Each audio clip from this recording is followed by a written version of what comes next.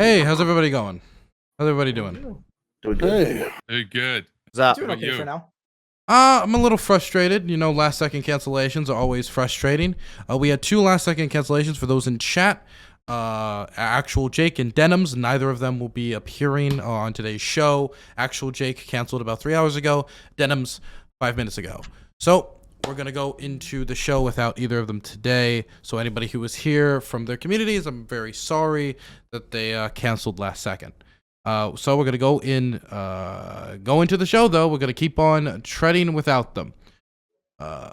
Slightly frustrated, but still living. So we're going to go on. So welcome to the Hippy Dippy Roundtable. I'm very happy to have you all here to discuss the issues today for this week. As always, I'm going to go through the rules. The first rule, of course, is to not break any terms of service for Twitch. If you do, you will be immediately booted from the panel. I would like to keep my channel. I would like to not be homeless. And you know, the eviction moratorium is about to end. So now more than ever, I need a job. So please do not get rid of, break any terms of service.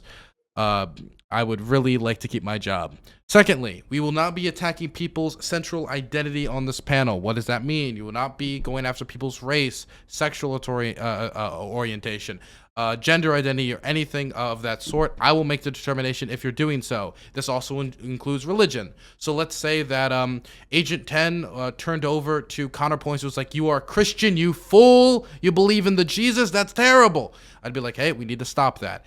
Unless specifically it was a religious debate, I would like to see nothing of that sort, unless the person themselves was like brought up their own religion. Does everybody understand that idea? Like, okay, wonderful. No slurs. Just don't use them. Hopefully you guys can be a little bit smarter than I, hypocrite, and not use slurs today. Okay. When I'm speaking, no one else is speaking. I am just speaking to moderate, no other purpose. So I'm not doing it to give anybody a certain advantage over others. I'm just doing it so we can have some law and order, which this panel needs. The panel C needs more law and order. Amen, ye. Other than that, I think that's basically all the rules. You will all have a 1-minute intro and 1-minute outro segment for each topic. Is there any confusion about the rules? Anything that people would like to clarify? Nope. Wonderful. So we're going to go around the room and everybody's going to introduce themselves. We're going to, as always, start in the top left-hand corner with Agent 10. Hello, everyone. I'm Agent. Political beliefs. I would say I'm myself a moderate righty. I'm 20 years old, college student, BFA, line design dude. I do a bunch of stuff on Twitch, gaming, some politics, some media stuff, breaking down movies, TV shows, and happy to be here. Thank you. Happy to have you here. We're now going to throw it over to Aircraft Sparky. Hi, everyone. I'm Aircraft Sparky. I am a nationalist conservative who firmly believes that we need to be focused more on not just America first, but America only until we actually fix the problems here in America. I'm a Jew with Jesus, if you will, a Messianic Jew. I do follow religion. I'm not religious. I'm disciplined. It's a little bit of a different idea, but if we ever talk religion, you'll get my little breakdowns on that. But yeah, let's have fun tonight. I'm sure we'll get into the depths of the Abrahamic faith during our gaming conversation. We're going to go over to Counterpoints. My name is Excuse me. My name is Connor. I run a YouTube. I am a center right. I am a science fiction, politics, and philosophy nerd. So I break down popular media along those lines, doing Full Metal Jacket, End of Watch, Warhammer 40,000, and Halo now. Getting ready for Halo Infinite. Pretty excited about that. So if any of those subjects interest you, I also do panel shows and rants into the void about politics. So come on over, type in Counterpoints comment spelling into YouTube and you'll find me. Wonderful. Now we're going to throw it to the last minute replacement that I deeply appreciate, Demon Mama. And of course, the topic of a very controversial decision as of recent with the Hippy Dippy championship. Disputed, but we all know at home the truth of the situation. We're throwing it over to Demon Mama. Thank you very much. My name is Demon Mama. I'm a political edutainer on YouTube and Twitch. You can follow me pretty easily by going to my website, demonmama.com. It's right on the screen. All my links are there. Really looking forward to hanging out with y'all and talking about the topics. It looks like we got some pretty interesting topics coming up. So thanks for having me on. I know it was a last minute thing, and I apologize if I'm a little underprepared. I didn't know I was going to be on until just about 5 minutes ago. Good to see you all here. Again, I really appreciate the last second help. And if anybody wants to go over to her channel and sub and support her, I appreciate that. Now I'm going to throw it over to Hunter Avalone. Thank you, Dylan, for having me on. My name is Hunter Avalone. I am a former conservative turned social democrat. I do streaming on Twitch and YouTube, so you can check out my YouTube channel or my Twitch. Thanks again, Dylan, for having me on, and I'm looking forward to talking about our subjects. I'm also very excited to talk about porn. Wonderful. We're going to throw it over to Joe Lewis. Hey, yeah, thanks for having me. My Twitter and Twitch are the same, which is twitch.tv or twitter.com/Joe Lewis with the O being a 0. And yeah, glad to be here. Thanks for having me. Very happy to have you. Now we're going to throw it over to Maddie, another last second replacement. I deeply appreciate it.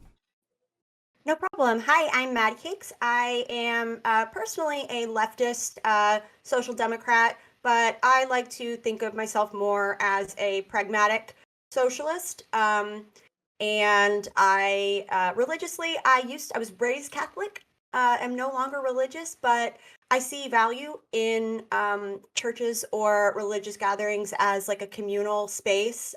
So I do see value in it. So I don't have any strong opinions there. But I'm really happy to be here. And I'm usually on panel nights, but yesterday I did tarot readings, including one for CTV that was fantastic. So who knows? Maybe I'm a witch.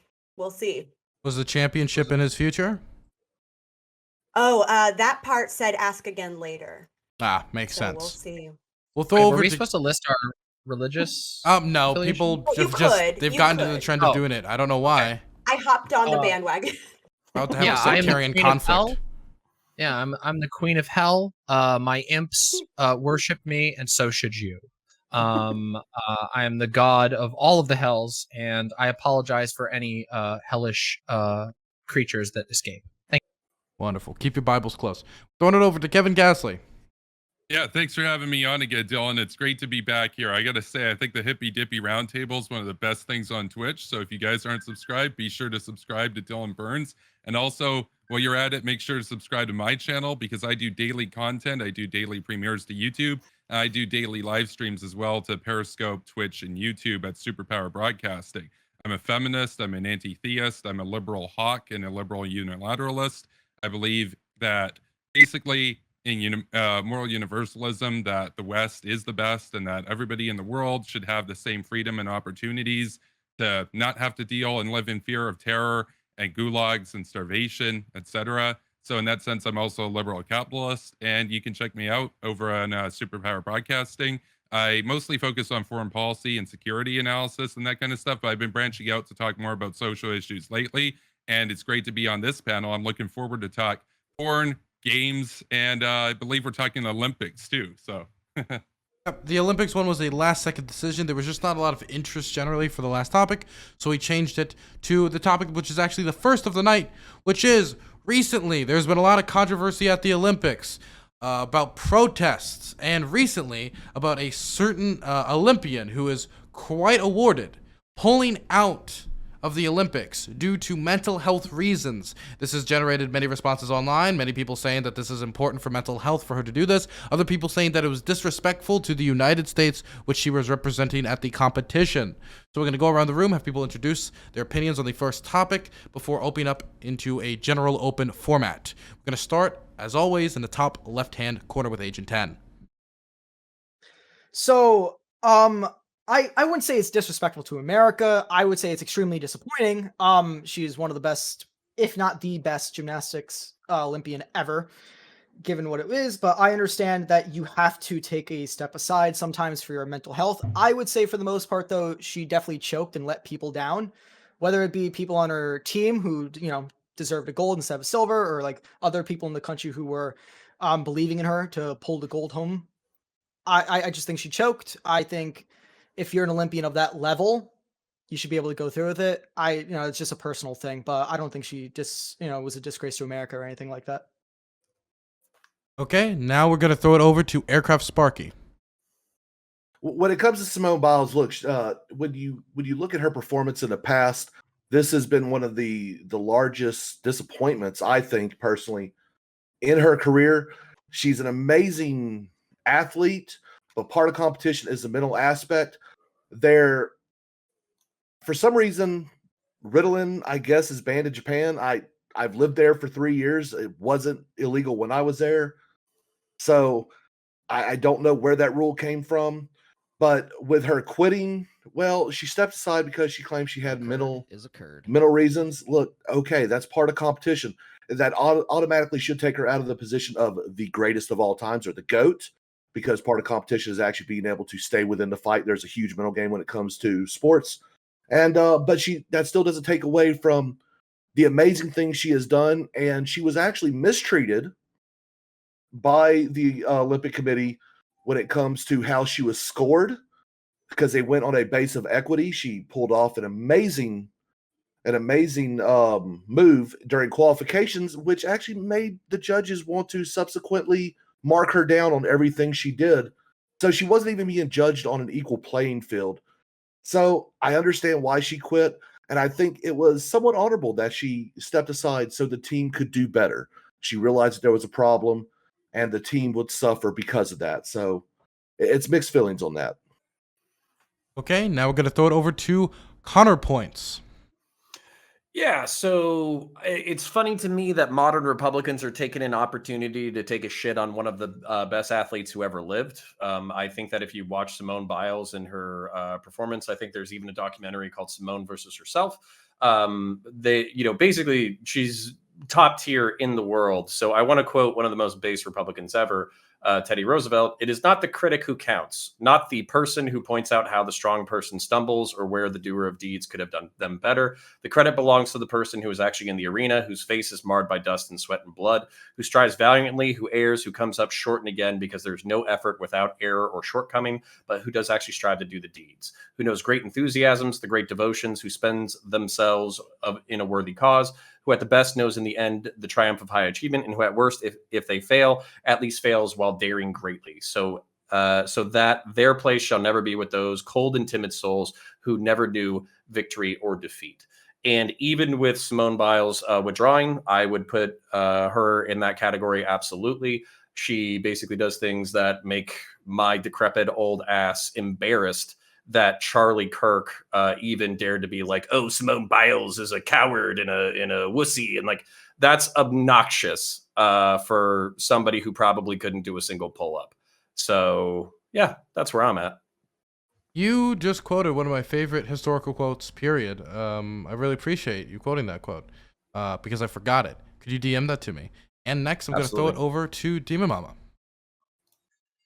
Yeah, I've been very, this is a story I've followed sort of loosely, but I've been very surprised with the reaction of a bunch of people who tend to advocate against this idea of collectivism, but then the moment that they feel like they can say, "Oh, you've embarrassed our nation on the stage, blah, blah, blah," then they can, they'll just dig in on this. Listen, when you're talking about performance of sports at an incredibly high level, it is literally a matter of life and death. If you step up there and you say, "There's no way I can do this," that's called knowing your limits. We encourage that because the worst thing you could imagine is somebody pushing past a limit that they knew they had a limit, that they knew, "I can't do this right now." And then they go through and break their back on the world stage. And then they never perform again. That is, it is absurd that anybody has any problems with this whatsoever. I can understand teammates or perhaps people directly involved being somewhat frustrated, but that needs to be tempered with the very truth that we are dealing with humans here. We are dealing with humans who are performing at a high level. And if you have had something that changes the sort of stasis that you're in, that you perform in at your best, that can seriously mess with your ability to safely perform what you're trying to do. I don't understand how this is an issue at all. This seems like something that's very invented and is I don't even know what would justify someone coming to the position of saying that there's something wrong with this. An athlete knowing their limits and saying, "I can't push through this particular limit," should be encouraged, in my opinion. Okay. Next, we're going to throw it over to Hunter Avalon. Yeah, obviously, you have to prioritize your mental health. It's true that being in a sport in general takes a lot of like mental energy as well.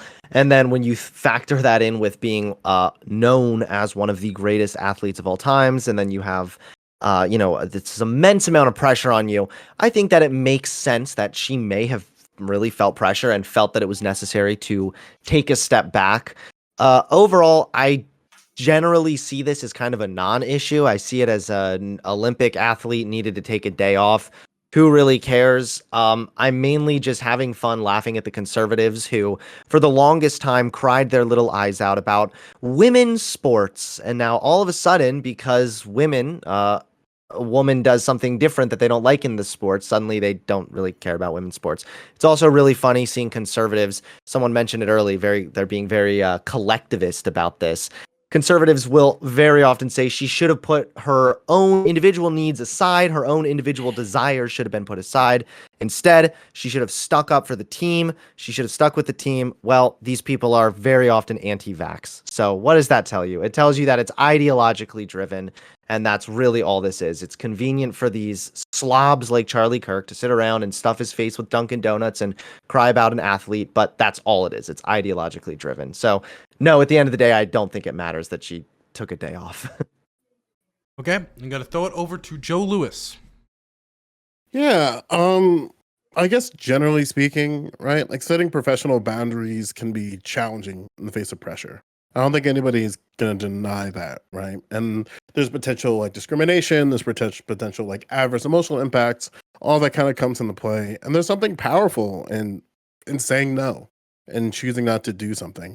Something that concerns me is there different difficulties when racially minoritized groups say no, right? So we have to consider, right, that saying no does not always work in our best interest economically and socially, and that can lead to like institutional or social repercussions that can definitely impact careers. And I think that in the macro, we should praise Simone Biles for her ability to say no in the face of this institutional and structural pressure and social pressure. But I think we also have to recognize that the privilege that she used doesn't exist for all athletes. And if we make it a bit more like direct on the lens, doesn't exist for all Black women. And maybe we can get to that today. Okay, next we're gonna throw it over to Maddie Cakes. I echo a lot of what I've heard from the other panelists. And I want to bring up another point that I think is important about why she decided to sit out for the Olympics. She experienced what's more colloquially referred to as the twisties. And that's very similar to what they're called the yips for baseball players. And it's a sudden and unexpected loss of skills in experienced athletes. So with a baseball player, that could mean like throwing bad pitches or missing catches that you otherwise should have had. But for a gymnast, it could mean sustaining a serious injury. It means that while midair, they literally can't tell up from down. And when you think about just how many times Simone flips and finds herself upside down during her routines, this would pose a very significant and serious problem. So I think it's good that she's setting these boundaries. She's recognizing that it's not only her mental health that's at stake here, there could be physical fallout if she were to just push herself forward. And I like that Joe Lewis brought up the privilege element of this, because this isn't something that most women, especially Black women, are able to do. This is not a privilege afforded to them. So while I think it's wonderful that it seems like we all are commending Simone Biles on having the courage to say no and to take a step back and set boundaries, maybe it'd be worth examining why we don't extend that same feeling and suspension of doubt for other women who do the same thing. Wonderful, and we're gonna wrap up the intros with Kevin Castley.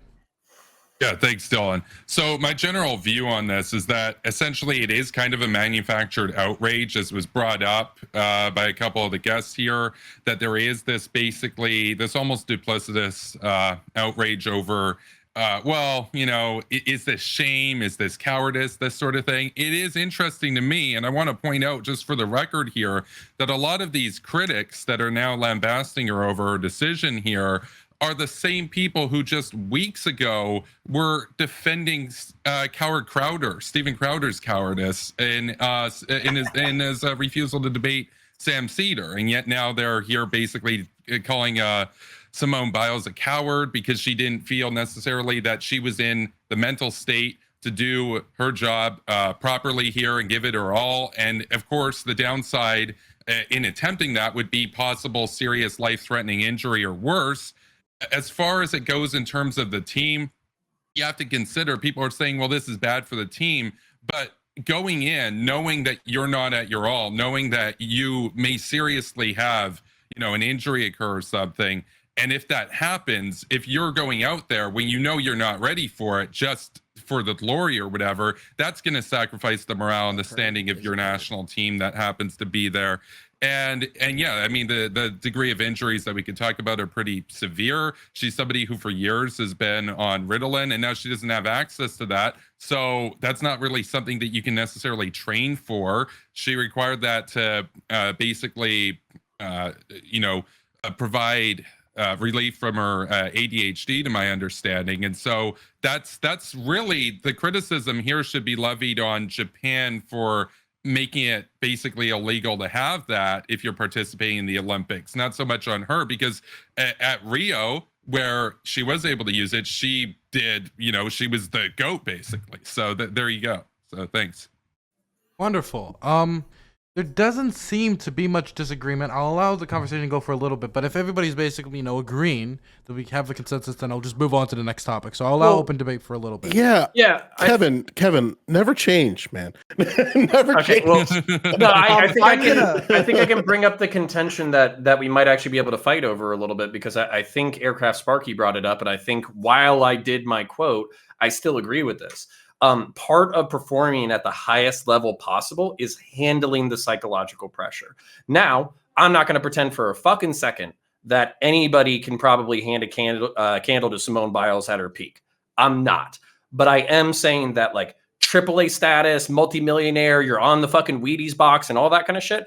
It's not just that you have physical talent. It's also that you have, like, the mentality and psychology to be in the limelight. And you also have the mentality to know that people are counting on you. So while I think that, like, in this individual circumstance, we can recognize that she's probably one of the greatest of all time, and this is a temporary slip, the reason why I did my quote at all is because I view this as a temporary fall, a temporary setback. I expect Simone Biles to say, like, hey, listen, this is my passion. This is what I want to do. I want to be an example to everybody else. And I'm going to come back and I'm going to kick ass twice as hard.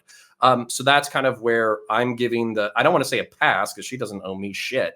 But that's where the thing that I'm trying to emphasize here is, like, the heroic struggle to high ideals and high achievement. Part of that is dealing with the pressures. And I think that was well said by Aircraft Sparky. But at the same time, we can recognize. I found the contention. You're welcome. I wouldn't say it's contention. We also got to recognize that this is her last chance at competition, right? She's 24 years old, so she's going to age out. Now, if she comes back at 26, that'd be incredible. 28, even more phenomenal. But for a gymnast, she's incredibly old. And again, it's weird to say that to call a 24-year-old old. But in regards to the sport, she's definitely going to age out soon. So that's another thing to consider as well. Well, and I'm going to clear up. Everyone kept saying that Ritalin was banned in Tokyo, which it is, but there was an exception allowed for her by the committee of 2020 Tokyo Olympics. Put that in the chat, but there is an exception. Yeah, look, it's like this. Jordan didn't get the yips. That's why he's the GOAT. When the pressure came on, he performed. Look, he retired early and came back because of money. He did perform. He's still the GOAT. He performed. To be the greatest of all times, you have to take every bit of adversity, not just the physical, but also the mental. There's a huge part of mental in the game. Simone Biles, if she is off her ADHD medication, if she is off Ritalin, Oh no. It is what it is. I guess Ritalin, I guess we could call a PED maybe if she couldn't actually Oh. perform without it. Oh But God, when it what comes is this down to it, take? I don't think it is. I'm good. You with it. really think Wait. LeBron wasn't like you? Like, hold on. I This don't is think funny. This LeBron, is funny to first me. of all, This is wait, funny wait, to because me. the only thing wait, he's king wait, of is applause. Wait, This is- okay, wait, one at a time. We're gonna go with Joe Louis because he was the first to grab it. Yeah, this is funny to me considering that we know athletes in the NBA, NFL, MLB, NHL, even the WNBA use performance enhancers and different types of workarounds in the system to make sure they test positive or test or don't even like test anything at all in their system to make sure they can still compete. So I don't know why it's a weird thing to say. Like, I don't know if you were going on that hill, but it Where's felt the really masculine close. privilege? Yeah. Where's the masculine privilege of the MLB and NBA and all that kind of stuff? I mean, I'm kind of interested about your guys' intersectional arguments because basically, I think these things are things that everybody deals with in corporate Sure, culture. and They deal with in I performance also think that culture. Olympic athletes probably know better about regulations and certain prohibitive and restrictive drugs than probably the Olympics, and they should have a seat at the table when it comes to regulation around these drugs. And that's even something that Olympic athletes argue that when they're advocating for the things that should be allowed and not be allowed, they're never at the table. So that's probably something to recognize before we start dying on these weird Ritalin hills, you know? Hmm. Well, I'm mean, gonna hit look, back I'm a on the big fact fan, it's so. I the also idea of think it, the that, like, PED. But like the fact think is, there's you a know, to be the greatest of all time and to get multiple gold medals, you got to deal with the pressure. And the fact is, she did choke. It's a bit disappointing. I'm not saying she's a coward at all because I think that's stupid. No, but she's not a in coward. fact, she choked. Find choke Wait, here. Like, wait, would you one say second, when wait, if one someone second, one suffers- second. Wait, This is so silly. Demon Mama was trying to talk earlier. Just want to make sure she gets a chance. The idea that like it's a choke because you're having a severe issue with your medication is ridiculous. If somebody walked out and snapped and their ankle snapped, we wouldn't consider them choking. That's not choking. Her ankle didn't like snap this- though. Nothing like that sort. Yeah. Yes, Well, that's what I'm Let her saying. finish your I'm saying point, and then we- you can respond. I know you're very eager to get in here. The point that I'm saying is that we devalue mental health, and if we're talking about somebody who's performed at the top of their game for a very long time. This is somebody who has undoubtedly endured the mental challenges of the sport. This isn't that. You have to know, in fact, it is a required skill to build mental endurance, to know when you're at your limit so that you don't push yourself beyond it and damage yourself in the long run. This is not choking. I think it's very uncharitable to call something like this a choke. If you get out there and you're like, oh my God, I'm having vertigo that's preventing me from being able to perform, and I'm going to step down and take the consequences for that. Sure. I think that's a brave and honest act. I don't know where this idea that this is a choke is coming from. You're disappointed as a spectator because you don't get to eat your fucking popcorn. But this is somebody's life, somebody who's performed incredibly well and who's absolutely proven themselves capable of engaging with the mental challenges of sport, but just had something come up this time. And it sort of speaks to our society's general approach towards mental health. I don't know if you know this, but the brain is an organ. It's in your skull. There are chemicals that are changed inside your brain.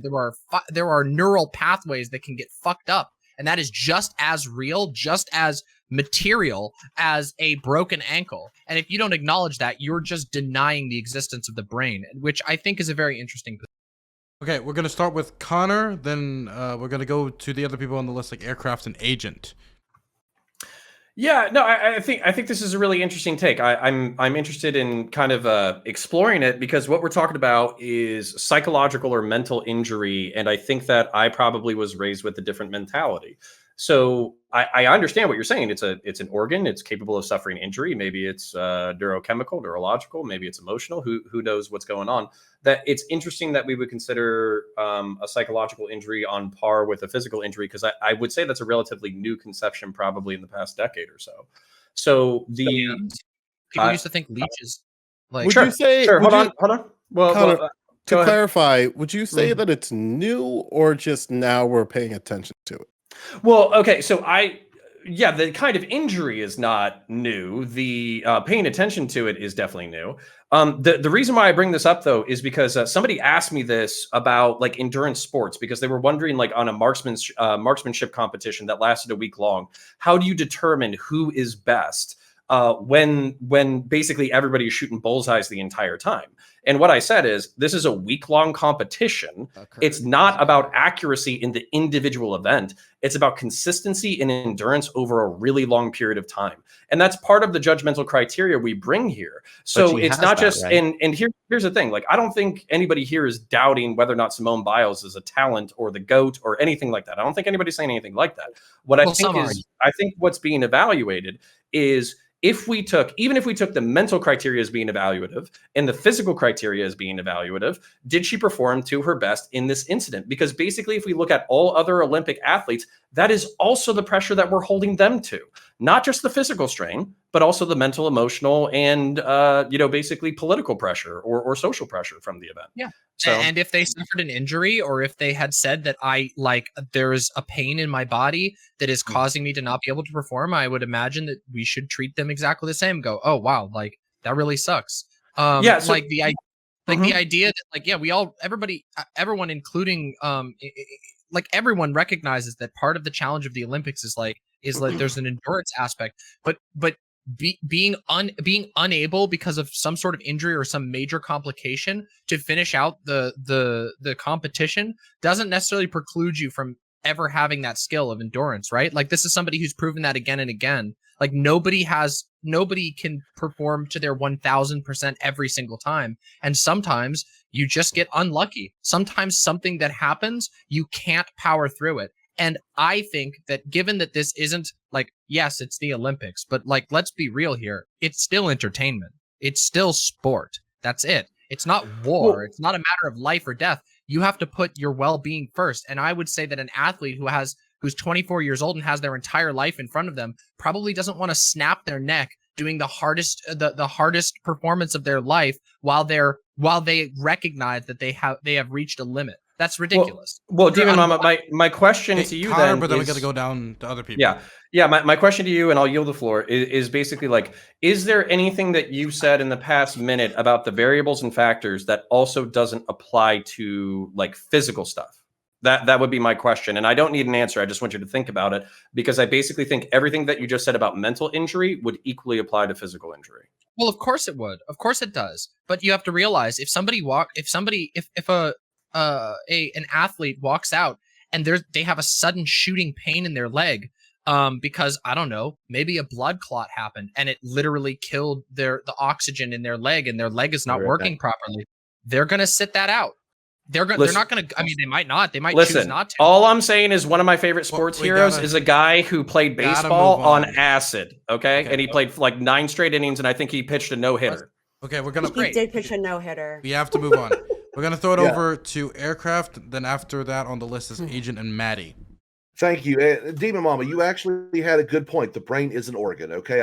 I fully admit that. And the problem is she didn't sit there and talk about some type of pain. She didn't complain about vertigo. She has lost some of her focus, and that could be part of the ADHD issue that she has. So look, I actually applaud the fact that she decided to, for her own safety, step aside. But because of that, because it's not a physical injury, because this is something that is perceived, there is nothing physically wrong with her. Her stepping aside actually is a way of her giving up her status as the GOAT. And because part of the requirement, hold on, please. Part of the requirements, in my opinion, is when the going gets tough, you step up to the challenge, and you don't always win, but you at least stay in the fight. Because look, we can talk about some of the greatest athletes of all time actually failing at certain times, and then they have redemption stories, redemption arcs, and they can still be considered the greatest. And look, Simone Biles has that opportunity down the road, no doubt. But this is actually going to be a big asterisk on her record. And look, it just is what it is. Just admit that at this point right now, that's a bad thing. But look, we're not blaming her for quitting. I'm not saying it was a bad thing. She didn't let her team down. I think if she doesn't feel like she could perform at her top performance, her stepping aside to allow the alternate to come in so they could have secured the silver for the team, I think that is better than performing at maybe a 60% or whatever and hindering the team. So it's a mixed bag with me. I'm not downplaying anything she has done. The woman is amazing. She is probably the best gymnast overall with stats. But at this one time, at the top level, she got, as Maddie would say, the yips. But the goats, traditionally, the tougher it gets, the less likely those yips develop. And that's really my entire argument here. So, do you believe that true at Simone all. is the greatest gymnast of all time? I think that she has the potential to be one of them, but right now, if she has performance anxieties that actually prevents her from achieving at the top level, and you'll have to watch her for the next couple of years just to see. She's I mean, we can't make that. She's probably going to age out or retire. So let's just like kind of broaden this a bit, right? This is a gymnast with 4 gold medals, over I think 20 world championship medals, and then a couple miscellaneous. I think she has over around 30 gold medals altogether, which to the best of my knowledge is the most by a gymnast.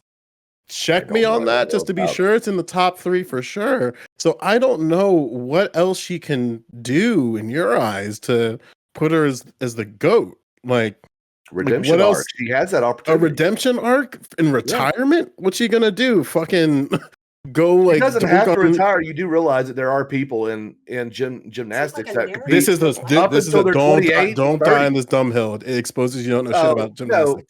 No, But I don't know it's- a shit ton about gymnastics because Okay, great. it's All not right. my favorite it's sport my in the world passion. to watch. Gymnastics is my so passion. like Yeah. okay, would you I'm hold tumbling this right now. Wait, Would okay, you Rob, hold we'll this talk about same? Sorry. Would you hold Let's this same? finish with the line of sorry. questioning. Would you hold this same standard to like Barry Sanders, Or Michael Phelps? Yeah. Yeah. Like, yeah. Calvin Johnson, Sure. Amari Yeah. Amari Stoudemire, Ray Allen, I mean, I see the Michael, direction you're Michael going. It's Jordan, predictable. Michael Yes. Jordan. Yes. So are you saying that Michael Jordan is not the GOAT? No, I'm saying Jordan is the GOAT. Hands down. No hold question on. in the NBA. So wouldn't LeBron be better then? Because No, he never 'cause quit his LeBron- entire career saying that he LeBron- lost passion for the game. And he also got multiple rings on multiple teams. It seems like if we're going to be consistent with Got your multiple logic rings by here, multiple then Michael Jordan will never be number 1 because he quit in his prime. So if you Listen, unless you want to try to die on this hill, it's a stupid hill, but we can fight it. listen, I think Joe Lewis is making like 50 different arguments, but the real argument he wants to make is that LeBron is better than Michael Jordan. Yeah, Like, I that's think really that's all what it it's boils just down it's to. just He's weird really to me. chipping away at. It's just weird to me. Criteria that was It's set. just weird to me how you're holding this woman to this ridiculous standard, but It's then at not the a same ridiculous but then at the same standard. time, like I'm giving you the context as to why she's probably not going to compete again, and despite of that, you still want a redemption arc. It's the weirdest thing. Well, Yeah. Okay, well, honestly, I would say she did the right thing. Even though she did choke, by definition, she broke down under psychological pressure, whether that be 8 she didn't take mile her choke. Ritalin or, she didn't have a bagel in the morning. Whatever it is, she choked. She's still a GOAT. She's still amazing as an athlete. Probably the best gymnast of all time. Most medals, whatever the hell. She's fantastic. She did the right decision for her health. I just think it's disappointing, and by definition, it's a choke. I'm not saying that's a bad thing. I think I would have done the same decision. If I was her, I would have sat out, but it is by definition a choke. You cracked. I- Yeah, I would agree. I would agree. It basically happens with to what multiple Agent was athletes. saying. Okay. So Maddie, Demon, and you were trying to say something, Kevin? Yeah, well, I was just gonna say, I largely agree with what Agent's saying because yeah, she's a GOAT, but technically speaking, it is also a choke. So, but I support her to do that, and I think it was the right decision. It's just for the record, it's like let's say you get 99% on like the toughest exam in the world. You technically didn't get 100, but you still got the top mark in the class at the end of the day. So that's it just for the record, it is still technically, and because we need to think of, it goes both ways. If we need to think of mental health as an extension of physical health, that it's not just some imaginary stuff that people with emotions care about. No, it is a real thing and it has a real effect on your physical capabilities. It's also true that, like, let's say you're one of the greatest athletes in a particular sport, but then you disable yourself in such a way that you can't compete anymore. Other people are going to go on then, even if you're awesome. It is still technically the nature of physical athletics. So that's the issue. But I support her doing what she did, and I think that at the end of the day, her record stands for itself as one of the greatest of all time anyway. So Okay. Oh, I just want to pause this. I hope Hunter Avalon didn't just choke. Ha! Where is he? Oh man. It's not necessarily a bad thing.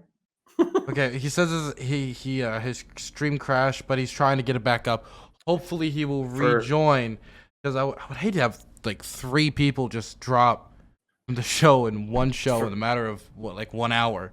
Okay, we're gonna throw it over to Maddie and then Demon Mama.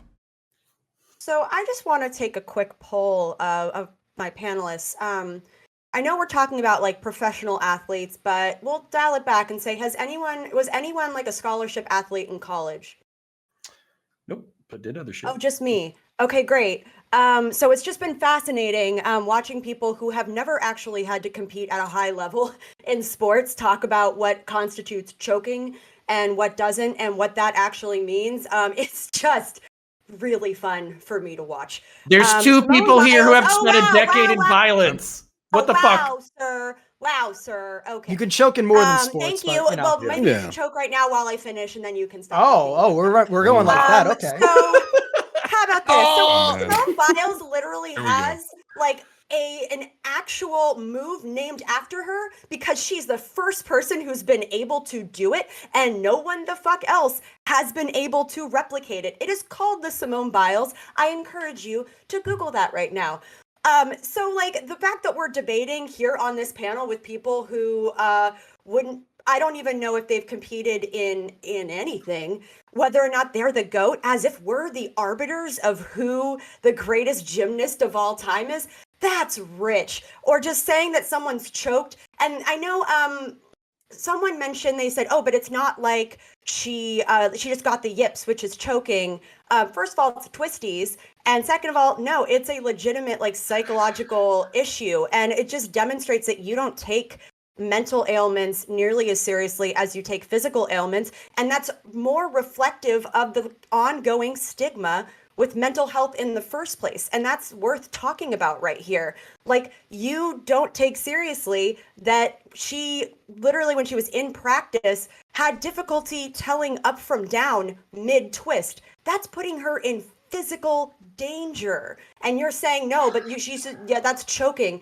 No, that's her looking out for her own well-being. Like, she pushes through plenty, but there's always a limit. And more athletes would be better served if they knew what their limit was. Because a lot of people end up fucking injuring themselves and sometimes like stalling or completely ending their career because they didn't listen to those red flags that came up. So I wish more of it. Yeah, I think there's another aspect of it, which is that like the 2 people pushing back on this particular topic the most, both were like, well, yeah, I recognize the brain is physical, but it's not really physical.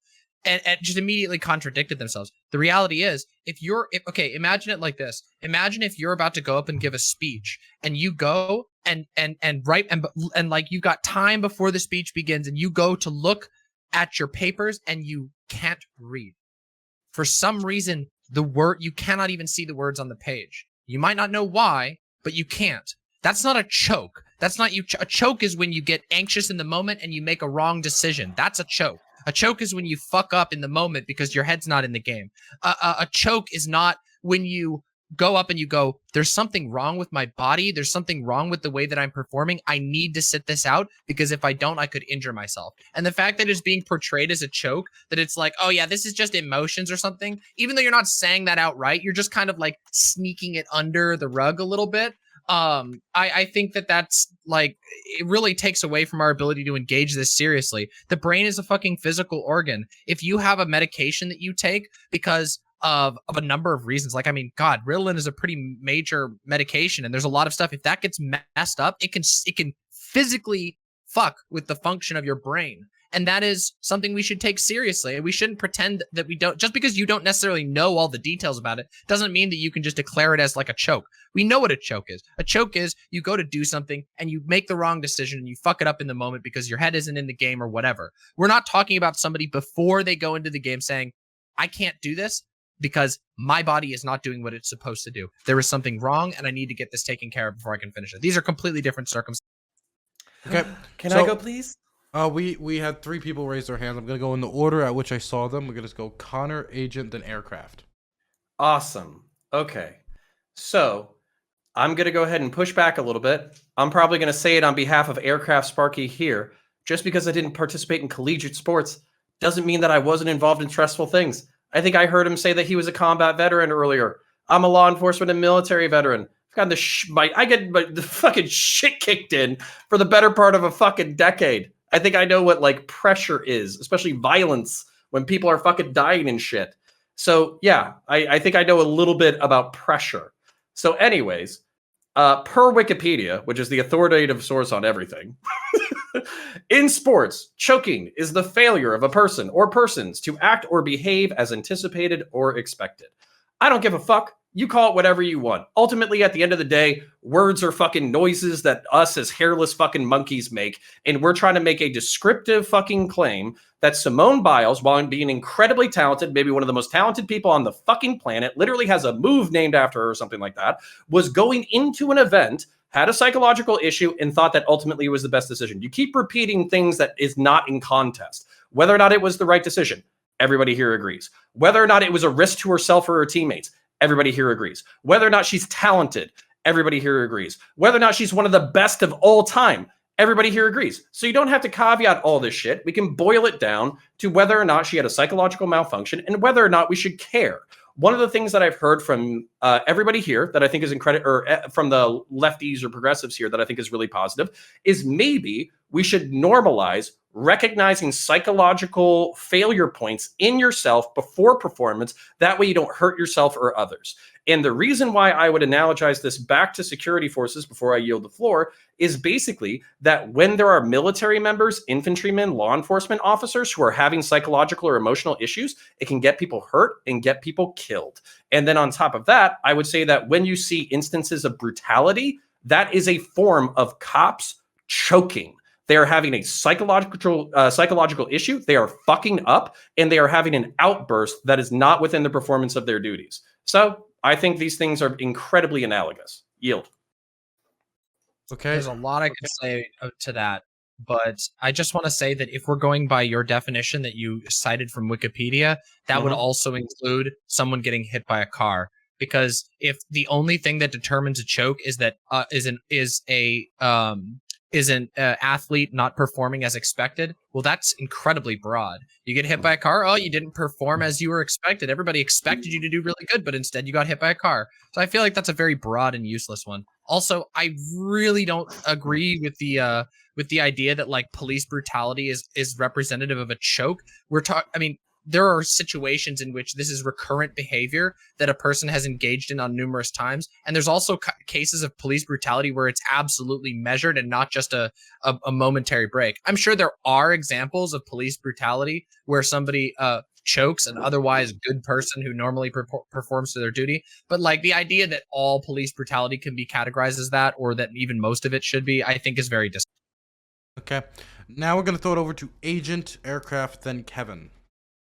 See, the problem is I'm using choke I'm using it in a very liberal way. Right? I want to remove the negative connotation here. Demon Mama's applying it super hard right now. I don't get it. I'm not saying it's a negative. She did the right thing. It was for her own health. Choking happens more than just sports. She broke under psychological pressure. If your whole sport was jumping over cars and then you got hit by one, well then, yeah, you're fucking choked, okay? Her whole thing as a gymnast was she was supposed to do gymnast stuff. She wasn't able to due to psychological pressures. She choked. That doesn't mean it's a bad thing. It happens to everyone. It's a human response. But I don't know why we're loading it so negatively. Just for consistency, would you then also, and I'm fine if this is the conclusion that you come to, but would you consider a injury, like a severe injury occurring during or before an event as a choke as well? So like, let's give an example. If somebody was walking up to the they were walking up to the stadium to perform, and they stepped on a piece of ice and it tore a ligament in their leg, would that also be considered a choke? Because that seems like that would be a direct analogy to this situation, but I highly doubt you would call that a choke. No, because her getting the shakes, I wouldn't say would be equivalent to that. But now you're saying she got the shakes, but we're not talking about that, and that's not the claim that was being made. It's not just a matter of the shakes. She got the yips, the shakes, the twists, whatever like the you want to call it this time. It's like the twisties. Cute. Yeah, okay, twisties. She got the twisties. Yeah, but due to psychological agent, How is that so you're different than, inconsistent like, on a this. physical ailment? I want to. It's a psychological issue that caused a physical. I don't necessarily think Agent is on the same side that It's not the Sparky same. might die on. I think that Agent recognizes that choke is used in a pejorative. What the fuck is that word? What's the Pejorative. Pejorative. pejorative. Sorry. So like, but at the same time, like I think Agent wants to have that word have a bit more utility outside of a negative connotation. Now, I would argue that maybe we should use a different word altogether, but I definitely see the idea of like, hey, like we should normalize people making decisions about their body. I don't think Agent's in opposition to that. Unless he is, I don't know. Oh no, I know. Joe's painting it right. He's painting it right. Yes. All right, Sparky, what's this hill you're gonna die on? Yep, it's Sparky. All righty. So Maddie, thank you for your service in the NCAA combat field. You're so welcome. It was my honor. Yeah. So let me tell you a story where I actually hesitated. Just real quick. I was actually an aircraft mechanic for special operations groups, and we had to send all of our aircraft down to another area for some heavy maintenance while we were in theater. And so I got farmed out to a Cav Scout group where we had to go clear buildings. Because of my rank, I was made a fire team leader. And the first time that I had to go clear a building, real time, I looked at my corporal and I said, "Hey, bud, I'm scared. If I hesitate, grab the back of my IBA and use me as a freaking shield and go through that damn door because we have to do this mission. We have to do this. So if I hesitate, you grab it, you push me through, and that way, because the first person in is the most likely to get shot. It's called the cone of death." So I looked over at my breacher. I gave him the signal. The door gets blown off the hinges, and I hesitated. I felt that on the back, and as soon as I felt his hand grab my IBA, I went right in. Now, you could say that might be a choke. You could say that might be a yip. I would never claim to be the greatest at all at that. In fact, it wasn't my job. It was just an additional duty. You know, every soldier, an infantryman type mentality. But when it comes down to it, it wasn't my job, and I failed for a brief second. In fact, my first confirmed kill was actually a goat. That's a total other story. But yeah, it happened to be something of, hey, you see movement, you see it out the corner of your eye, and you fail to identify, and you fired. Luckily, I didn't fire on an innocent individual. There are always performance issues. Hey, When it comes, but like, can we acknowledge that like this is the Olympics and not literal warfare? Like, No. I feel like You try to put it to getting hit by a This car. guy- earlier, You so guys I mean, completely. Wait, so Sparky, I'm No, lost. we haven't. I'm really, Let's be I'm clear. really lost. And also to be clear, we're gonna move on very shortly because Yeah. this is mostly semantics, in my opinion. It's Like not like pain. a fundamental disagreement. So I'm gonna aircraft like you can wrap it up, but I Yeah. think we're gonna go into ending statements after aircraft.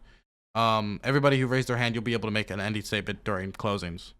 Yeah, it's just the point that, you know, when people go, "Oh, well, no one else here has competed." Well, combat is a competition. It really is. And look, you don't walk away with gold, silver, or bronze medals. I mean, you might get a silver or a bronze star, but really the only way you win is to survive. So in that case, Maddie, I think you're a little wrong, and I don't blame you for it. Look, most people, if they haven't been through that, they don't fully understand. And love to talk to you about it offline if you want. Okay, we're gonna start top left hand corner with Agent 10. yeah. So obviously Simone Biles is the greatest of all time. This one time she choked. She because of psychological pressures, she cracked. She faulted. I don't think it's necessarily a bad thing. I think if we try to destigmatize choking and instead of paint it in term that like everyone deals with, multiple different industries, multiple different professions.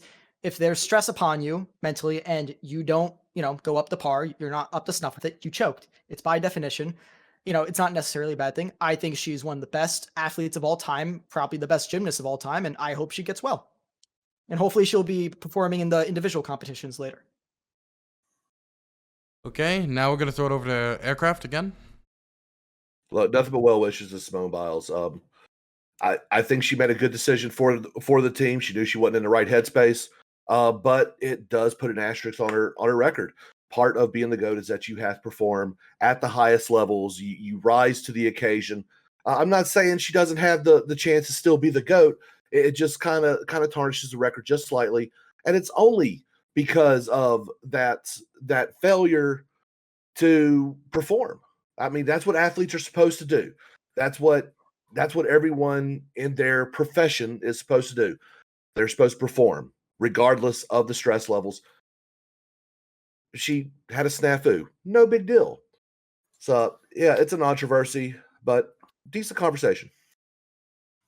Okay, now we're going to throw it over to counterpoints. I don't think I missed anything by comparing conflict to sport. If you actually look at the origins of the Olympics, it was Greek city-states that said, instead of killing each other, why don't we compete in sport? I think there's a whole bunch of psychological analogies that are completely appropriate. I am happy to make them, no matter how frustrating they are to other people. And basically, yeah, that's it. So if we were to pull something from the car wreck that is Twitter discourse in reference to Simone Biles, then what I would say is that psychological issues should be maybe retreated as identical to physical ones, because as Demon Mama said, they're, the brain's an organ. And we shouldn't basically lambast people who had psychological issues when they were about to perform, but instead look at it as if you sprained your ankle. Let's put some ice on it. Let's figure it out. Let's get you back in the game. And on top of that, I think that would be quite psychologically beneficial, because what can happen to people who have a moment where they freeze or they shake up or whatever is that moment can stick with them for the rest of their lives because of the psychological stigma we associate with choking. And then as a result, they have a psychological break or a psychological freeze that they can't get past. I think that if we treated it more like a physical injury, then we would say, hey, pal, it's okay. Put some ice on it. Let's get you back in the game and then start performing better. And I think it's a way healthier perspective that we can pull from this train wreck of discourse on twitter.com. Okay, now we're throwing it over to Demon Mama. Yeah, I mean, I think I made my main points clear here. I don't really care much for like people going back and forth about specific accolades or whatever. I think that we have an approach that generally minimizes the physicality of mental health, and it's seen as like some sort of ephemeral thing that is just disconnected, and it's just something that you can will yourself through every single time when you really can't. Especially with stuff like ADHD, there is quite literally different wiring and different chemicals in your brain that are functioning in a different way. So I wish people would take that a little better. I think that using language like choke and stuff for something like this isn't really appropriate, but whatever. It seems like a semantic difference. As long as people are willing to recognize that like looking down on someone for knowing their limits is like a really shitty thing to do, and also like doesn't accomplish what you want it to accomplish, then sure, I suppose that there's agreement on that. Okay, could throw it over to Joe Lewis. Oh, God damn it. I guess I'm going to channel my inner fanatic on this. I'm just getting really tired of people trying to put asterisks on black female athletes on the internet. It's really just like ridiculous to me. We did it to Serena Williams, whether she's like, oh, she's doing steroids or she's actually just a man in disguise. We do it to Sha'Carri Richardson, people claiming she's a crackhead or even a man. And in this case, like we did it with Naomi Osaka, it's either she's not black enough for people or she's not Japanese enough for people. And there's like different sort of like mental gymnastics people do to justify their racism. And something that I think that like is kind of concerning to me, and maybe it's just like, I'm not saying it's intentional, it's just really strange to me. We got to stop caveating black women. Like, she's the greatest of all time, period. We're probably not going to see another athlete of her caliber. It is probably as long as we're all going to be alive. So just give her the GOAT status, give her the greatest of all time status, but don't go through the semantic caveat of like, well, actually, because she didn't do this here, we had to put an asterisk on her entire career. Like, that's this ridiculous standard. Consistently you wouldn't do it for other people, especially men. So we gotta just stop dying on that. We do it for honkies all the time. Yeah, so it's like it's just tiring. And even in the face of like the women's USA basketball team, the most prolific basketball team in the Olympics of all time, and one of the most prolific teams ever, gets slighted due to women's soccer. So it's just like, come on. Like, I understand, like, it's very easy to dunk on black women on the internet, but just don't do it on a panel. Like, she's the GOAT. Just say she's the GOAT. And then we can argue with semantics, but come on. The only person who brought up race. Okay, so let's be clear It's going funny- forward. it's funny- it's funny the person- okay. Let's fucking. Okay. During outros, nobody else talks while other people are saying outros. Okay, and they have to be funny, Connor. If you're gonna do it, so you gotta make it funny. You're talking, so I'm not going to talk. Thank you very much. Throwing it over to Maddie. Yeah, I mean, Simone Biles made a really difficult choice. Knowing that she's on the world stage, knowing that she had so many people who were excited to watch her perform, her teammates who were counting on her, she had to make a difficult choice, and she made a choice that prioritized her mental health. And I know here we may complain about debating semantics, but the reality is that the words you use absolutely matter. Referring to her looking out for her own mental well-being as choking serves to further stigmatize mental health. It devalues mental ailments and casts them as less than physical ailments. So if we're looking to make mental health more of a priority and to put mental issues on par with physical issues, watching the language that you use to describe them is a great place to start. And that begs the question, why is this choking, but a muscle pull isn't? Why does this cast her GOAT status into question, but when any other male athlete, or any other white athlete for that matter, dropped out due to injury, seemingly retain their prestige? And lastly, I'll say the military isn't sports. Gymnastics isn't combat. And it's not a question of who, if she gave into pressure. That's kind of devaluing what mental illness actually is. It's about paying attention to your psychological well-being. And finally, I'd like to say Charlie Kirk is a giant fucking baby. Okay. Now we're going to throw it over to Kevin Castley. Thanks, Dylan. Yeah, so I just want to quickly respond to Maddie from earlier because I was on the list to the point about the extent to which we're qualified to discuss the Olympics here, and particularly Simone Biles. We were all invited onto a panel here on the Hippy Dippy Roundtable by Dylan Burns. And, thanks for the invitation. It's always great to be here. But part of that is one of the topics that was on the list is we all get to give our opinion on the Olympics. And so now you, to Maddie, being somebody who's actually scholarship level sports, your opinion should probably be taken more seriously than a layperson like mine on this. But that doesn't mean that our opinion still isn't necessarily something that we could give. I mean, it's true for anything. It's like having an opinion on whether or not marijuana should be legalized without being, say, a judge or something like that. So to my closing remarks in general about this, I think that, she made the right call. I think that at the end of the day, this will be remembered in the grand scope of her career. That's true with any high level professional. I hold the same standard for everybody with regard, regardless of race, gender, etc.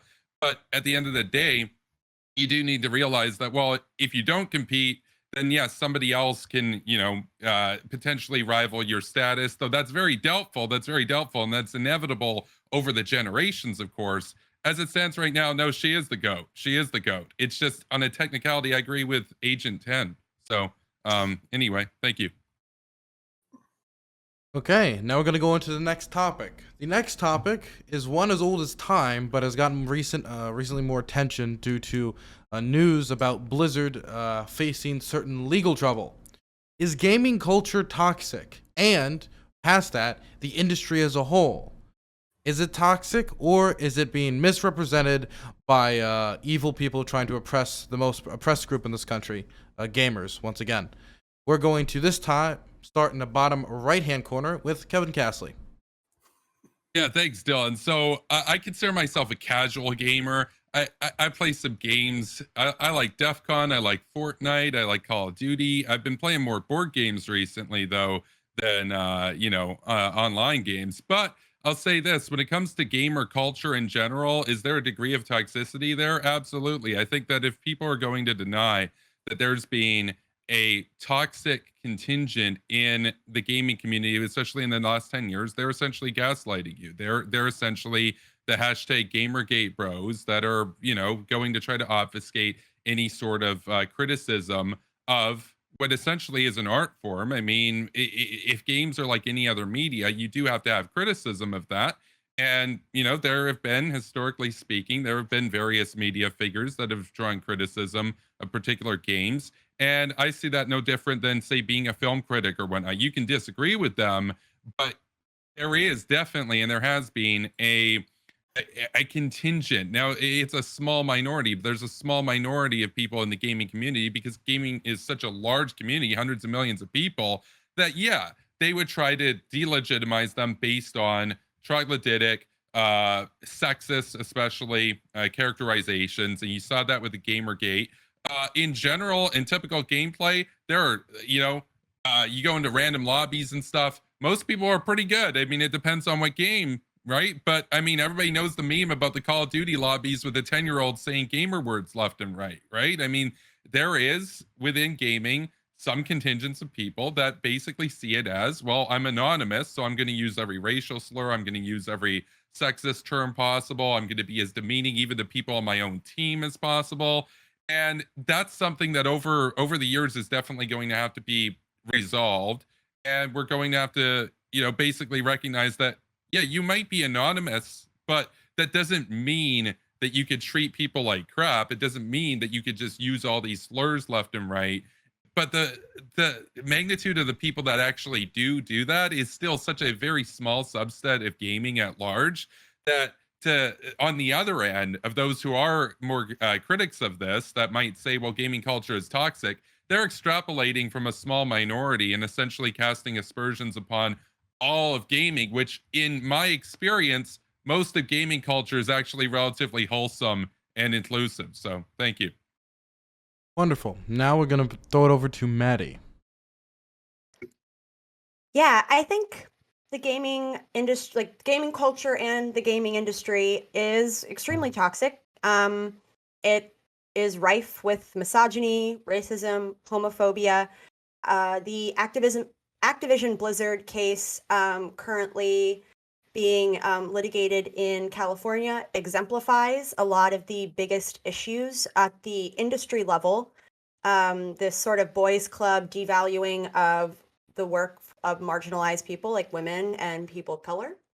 And just as someone who does game a lot, I come face to face with slurs, with really offensive language, damn near constantly. But I will say, as someone who's also been gaming for a long time, I've seen the culture slowly improve, at least in the spaces where I am. But I think there's still a lot of work to be done. And I think some of that starts with holding bad actors accountable and not just explaining away when someone uses a slur or uses really heinous language as, oh, but that's just gamer rage. That's what it is. We need to hold people accountable if we want the culture to improve. So I'm interested to see where this case with Activision Blizzard goes. And I'm also interested to see what more gamers do in order to cultivate a better, more welcoming environment. That's my point. Now we're gonna throw it over to a person who looks like is that a turtleneck sweater, Kat? Wonderful. I'm happy you could stop slam poetry for a single moment to join our panel. We're gonna throw it over to Kat. You can also introduce yourself as you comment on the topic, which is gaming as a whole toxic, and of course the industry as a whole. Sure. So hello. I am Katarina. I do political streams, but I also am a physicist. So we talk. Kind of hard to about hear you. science. Would it be possible for you to understand technology?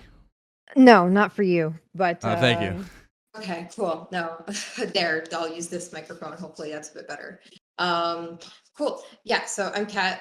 I'm a physicist. I do leftist politics and I do debates. But also, I answer this question. So let me do that. So is gaming, like, as a culture, inherently toxic? No, I don't think anything inherently is toxic. And I think depending on like which games you play, really fosters different types of environments. You know, the environment of Celeste is not like the same environment for playing Hitman. It's not the same environment for playing Battlefield. And all of these different games foster different types of communities. So inherently, yeah, there's nothing about gaming that makes it just naturally toxic, but for some reason, specific types of games will really foster a toxic environment. But in terms of the workplace, even outside of you know, the current sexual harassment issues, I think the gaming workplace breeds a lot of issues, starting from the expectation for people to basically give up their entire lives to be at their studio all the time. Crunch culture definitely does not give way to good mental health, does not give way to good like relations between colleagues. And then from there, definitely does not give way to good sexual relations in a workplace when you're basically living at your workplace. But yeah, once again, are those inherent? No, these are all just problems with like people trying to get like squeeze out every single like inch of life force out of you. And yeah, so that's my opener. Wonderful. Now we're going to go to the top so we can mix it up, and we're going to start with Agent 10. Okay, so first off, fuck Activision Blizz. I haven't given them a single dime since the Hearthstone Hong Kong incident, and I refuse to even like think of the possibility of doing it in the future. I think gaming culture, especially like how we treat women, is extremely horrible. I have a 13-year-old sister. I hear it all the time. She's a huge gamer. It's horrible. I'd love for it to change. But outside of slurs and demeaning people for their individual characteristics, gaming culture being toxic in itself isn't specific or isn't exclusive to gaming culture. For example, Twitch politics, extremely toxic. I love half of you, and then I want to, you know, I don't want anything to do with you half the other time. So, you know, if I'm gaming with Joe Lewis and I tell him I'm going to fuck his mom in a COD lobby, I'm fine with that. You know, I'm fine with that. But when we start getting the other stuff, the gamer words, the whole slurs, everything like that, that's when you lose me. But gaming itself being toxic, I don't see it. But also, again, fuck Activision Blizzard. Wonderful. This is semi on topic, but I would go a different angle than the fucking of mothers. Personally, we want to be inclusive here. As you could get his father. I could get the mother. I was not saying that, but you know, I'm just going a different angle. We're gonna throw it over to aircraft. Alrighty, so when it comes to ideas of gaming, the gaming environment being toxic, yeah, it's actually quite easy to see. With certain games, you're going to have different types of communities, I guess, and the toxicity of them will vary. Usually, the more PvP style, the more confrontational people are in chat because they're trying to get you off your game. Go play football. Go get there on the line and see how linemen talk to each other. Man, I have heard some foul shit come from both sides on the football field. So yeah, who cares? Don't like it? Turn off the freaking voice. You have that option. When it comes to what's going on to activism and Blizzard, all the stuff in the workplace, I don't know everything that's going on in it. If there's harassment going on, there's sexual harassment. Well, there's laws against that, and I guess that'll all get sorted out in the courts. I don't know enough to speak properly on that, but I've been in enough COD lobbies. I've played League of Legends. I played EVE Online for 12 years, for Christ's sakes, top 500 in the world in PvP. Yeah, shit talk happens. If you can't accept it, then don't play the game. It is what it is. If you're allowing words to hurt you that bad, that's a you problem, not an anyone else problem. Okay, we're gonna throw it over to counterpoints. Yeah, I really bounce between what I want people to do depending on the day. One thing that I always recommend is treating people in the online space as if they were in the room with you. I think that's like my advice to very young people. because I want them to stop thinking of the internet as this anonymous space in which you get to say whatever you want and be as cruel or mean or manipulative or shitty as you want, and not face any kind of social consequence. So if you start treating people the way you would in real life, then maybe we can reduce the toxicity of these spaces, including video game lobbies. That being said, I am of another mind where I am hoping that 150 years from now, Joe Lewis's children and my, great grandchildren and Joe Lewis's great grandchildren are making fun of each other for their immutable characteristics, but in a way in which they both know that they're having fun. So I flip one way or the other, depending on the mentality and depending on the day. And I also have to wonder about the vent. So violence in the United States has actually halved since 1990. There's a lot of different variables that contribute to this. Improvements in medical treatment is one of them. And then basically there's a whole host of other reasons that basically this has happened. One of the factors that I think is interesting to consider, I don't think it's been studied, is actually video games. We spend a lot of time inside. We spend a lot of time competing with each other online. I think that's an interesting variable that should be analyzed in the totality of the decrease in human violence. And I'm wondering if, while disgusting, if this is a better vent than what would human beings would do in the real world. So more of a question than a statement. Okay. Now we're going to throw it over to Demon Mama. I have been a gamer for my entire life. One of the earliest photos of me is me playing a game called Degeneration on my dad's lap when I was a tiny baby. I have been involved in gaming very intensely for all of my life. I've gone to conventions. I've gone to I've done tabletop games with 1,000 players. Gaming is probably my primary hobby. That's a hobby. I don't make games, but I love them. I review them. I talk about them all the time. Gaming is fucked. I want you all to completely understand that. It's not a matter of intrinsicality. I don't think that games are what makes this the way. But the culture in gaming is so rotten. It is so viciously bad. And we see that reflected in the industry. And the industry is worse than you know. If you think the Blizzard stuff is shocking, just wait. There's going to be more coming out, inevitably, a lot more. In fact, I was just on Twitter a few minutes ago, and I happened to see a new article has been released speaking about another incident at Activision Blizzard. So this is going to continue happening. Gaming spaces online are some of the most toxic and intolerable places to be, regardless of who you are, but especially if you belong to a marginalized identity. The amount of transphobia and that I have received online, you might think, oh, damn, transphobia, how are people going to know you're trans? Well, they hear your voice and they clock you as, well, that's feminine, but it's not necessarily feminine enough. And then they say they're going to, I'm sorry to say these words, but rape me in a bathroom, which is something I've been told multiple times while playing video games. I don't play games on voice anymore. And you all know that I'm here debating with people, dealing with heat every single day, but it's not fun.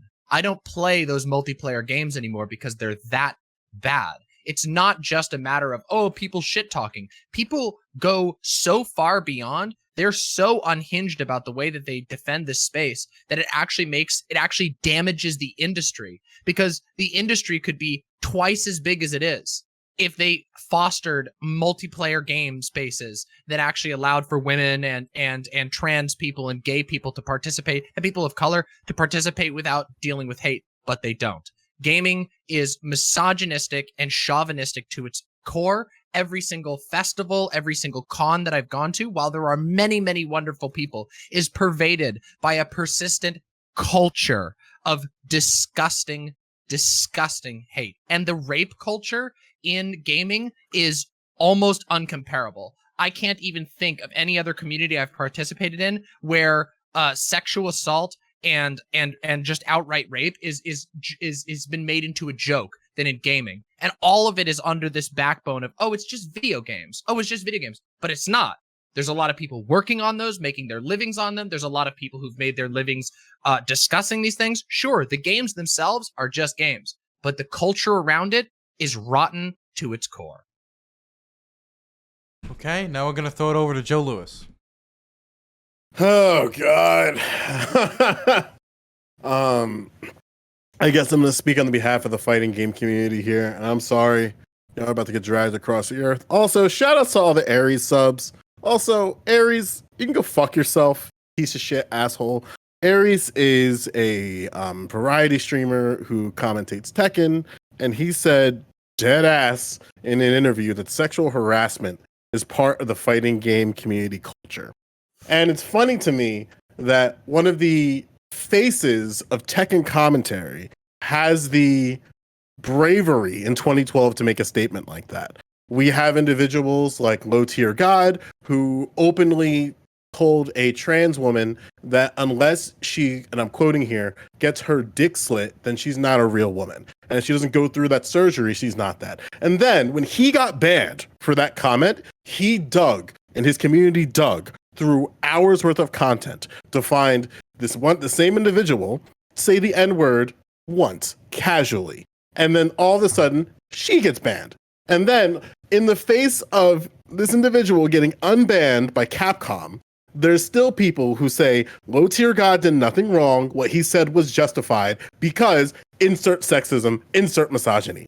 And there's and what's crazy to me as a fighting game player is that it's blatant. You know, like back in, I think it was 2016 or 17, Christopher Gonzalez, also known as NY Chris G, said, and I'm quoting you, "I live the scene. You know how many black, quote, girl gamers have to hit me up about sex, but can't even do a simple DP motion in Street Fighter? These are facts. The FGC stays away from most of them for a reason." And it's like, what the fuck? This is a dude who signed to Evil Geniuses at the time. Like, are you fucking kidding me? And then all of a sudden, EG is like, we have now found this conduct and we consider it unacceptable. Motherfucker, you should have vetted this asshole. I knew Chris G is a sexist, racist, sexist piece of shit. I knew that Filipino champ, played in a tournament match during a money match, Kazunoko. Kazunoko was playing somebody. Filipino champ took a picture, wrote the F slur on it, and put it in front of him mid-match. And that just went under the rug. But then he gets banned for saying watermelon lives matter. Like, I can't sit here and, as a member of the fighting game community, and not act like these spaces are incredibly toxic, because they are. I think moving forward, we had to do certain mechanisms, right? I think we have to have better strategies for having the faces in the forefront. That's from the community leaders, those who are running the events, as well as the corporations who are running these games. We had to have better investment in community management from the top down. And we also just had to expand grouping mechanisms so that people feel welcome in these spaces. Like, the fighting game community has a multitude of problems. I don't really want to get into those too much tonight, but it's insane to me how there's people who, like, I get you want to live in your little safe space and your little gaming culture, and you think like this doesn't exist, but it does exist. And the more it continues to get ignored, you'll be fine in this. I guess, like, you'll still pony up your coin, but in reality, people are getting hurt in this. And if you're a leftist or whatever left-leaning thought you have, and you just let this go on and on and on, you can just go fuck yourself. Like, you're like, seriously. That's all I got for now. Let's party. Okay. Now it is open to the floor. You may begin. Yeah. I just want to talk about, like, I want to bring some attention to, like, two ideas. Or two things. First of all, one of our fellow streamers on this platform, a absolutely incredibly talented gamer and streamer named Hafu, recently spoke about an experience she had in 2008 at a World of Warcraft regional qualifier, Internationals regional qualifier. By the way, Hafu would go on to be the world's best, still holding that title, Resto Druid of all time. And at the time, she was 17. A team was allowed to qualify for the regionals and be posted up. She had to go up against them and see this on the leaderboards, a team that was called We Are Going to Rape Hafu at regionals. And that was allowed. That was allowed by Blizzard. That was allowed by the esports people. That is the sort of level of shit that we're going at. And has it gotten better? Well, In some ways, yes, and in other ways, no. What has happened is that lots of marginalized people have made enclaves within gaming. Guilds that are explicitly LGBT friendly are a big portion of that. Websites that sponsor guilds that are specifically LGBT friendly, but the culture itself has not changed. And I don't know if there is a way to fix that culture. I think that there's a good chance that we are going to simply have to build it all over again and get rid of the standards that we understand as the sort of backbones of gaming. Because as it stands right now, it is an industry that is the community around it. And gaming, by the way, has always been criticized for this, for having an enthusiast press, for having, the community is largely made up and driven by the companies themselves. So like there's this huge corporate aspect to a lot of the communities, and that still holds to this day. I don't know when you have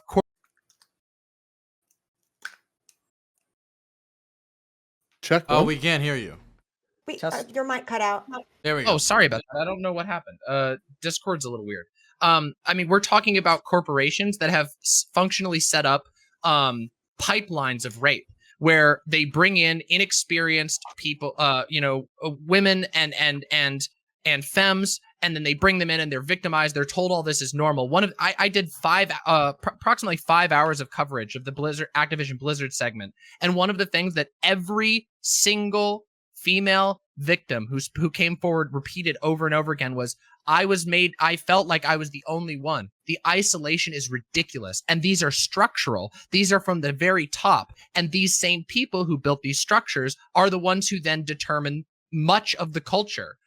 I think gaming is in a very, very bad place. And I love video games. I really do. But like, this is more than just a little bit of toxicity. This is a culture that has basically that takes people, encourages them to get involved in things they're passionate about, and then completely destroys them mentally, physically, and emotionally. That's horrible. And it is predominantly targeted at femme-presenting people. Yeah, I mean, like, even in the fighting game community, it took a fucking village to ban OMG It's Andre, despite the fact that this individual openly, whether it be through people seeing it happen or it being actually caught and brought by other people, of sexually assaulting women at multiple events. And then even in the face of that, it takes somebody in a chat when he's on the On Blast show calling him out while he's on there. And then all of a sudden we want to take it seriously. And then like there's other scenarios like Noelle Brown. Fucking Noelle Brown groped a girl on camera at a tournament. And everybody saw it. It was live in 4K on Team Spooky stream. You see Noelle Brown groping a girl on stream. And then it takes a village just to get him suspended. And even then it took weeks. Like, it's ridiculous. And again, caught in 4K, clipped and shipped, and then the mechanisms that led to the actual repercussions took an insane amount of time, despite the fact that the evidence was right there. I think moving forward, there needs to just be a stronger emphasis on community management and making sure the communities are held accountable, right? Like, again, like I'm from a community where we openly gambled on stream, did like money gambles, despite the fact that it was illegal in a lot of states. Multiple accounts of sexual assault caught on camera, multiple accounts of sexual deviance. Well, I'll say in terms of deviance, people saying questionable things about people during mid-tournament matches from commentators. That's all caught in 4K across multiple fighting game streams. And this is just something that's been rampant. And then all of a sudden, like, there's been this sort of like drying period because of multiple platform transitions of consoles. It's like, no, if you're a community manager, I think that for all communities, this should be your utmost concern. Because when you're looking to branch out for sponsorships and stuff like that, you don't want to have to answer to like, why did it take so long for you to suspend OMG It's Andre? Why did it take so long for you to suspend Filipino Champ, Chris G, Justin Wong, Fnatic? Like, why does it take so long for these individuals to Which see any types Fnatic? of repercussions? The Fnatic, like, and again, he saw repercussions as well. And like, it's the issue here is that, especially in the fighting game community, everybody has different examples of that. And then even in the face of being Facebook friends with these tournament organizers, it still takes a village for these organizers to even see any type of repercussion. And it's unfortunate, right? And again, like, I'm not trying to sit here and slander Fnatic there, but he can attest too about the abuse that's in that community. Listen, I can't speak for all the right wingers here, but I am just itching to, like, aggressively defend sexual assault, rape, racism, It's the best. xenophobia. Like, I am just itching to share all of. No, get the fuck out of here. We're all on the same goddamn page. This is ridiculous. Exactly. Listen. In 2007, I could have said some fucking edgy shit. And I'm pretty sure pretty much everybody when they're 19. And that's what I was talking about with Event. I don't want to punish teenagers for being edgy as fuck, but I was actually racking my brain for something as bad as some of the shit you said. And I just think these fucking Zoomers are on some other shit. Like seriously, I heard a 9/11 joke about 10 years ago. That was fucking, hit me a little hard. And I was like, holy shit, these fucking Zoomers and fucking Alpha, they're going to be fucking intense. Well, apparently they all got together, got on a 4chan board, came up with shit that would offend me, which is impressive. And they did it. So congratulations, Zoomers. You've officially destroyed free speech. We don't need it anymore. Thanks. We had a good run. As the Zoomer here, Hey. I'm going to agree a bit with that.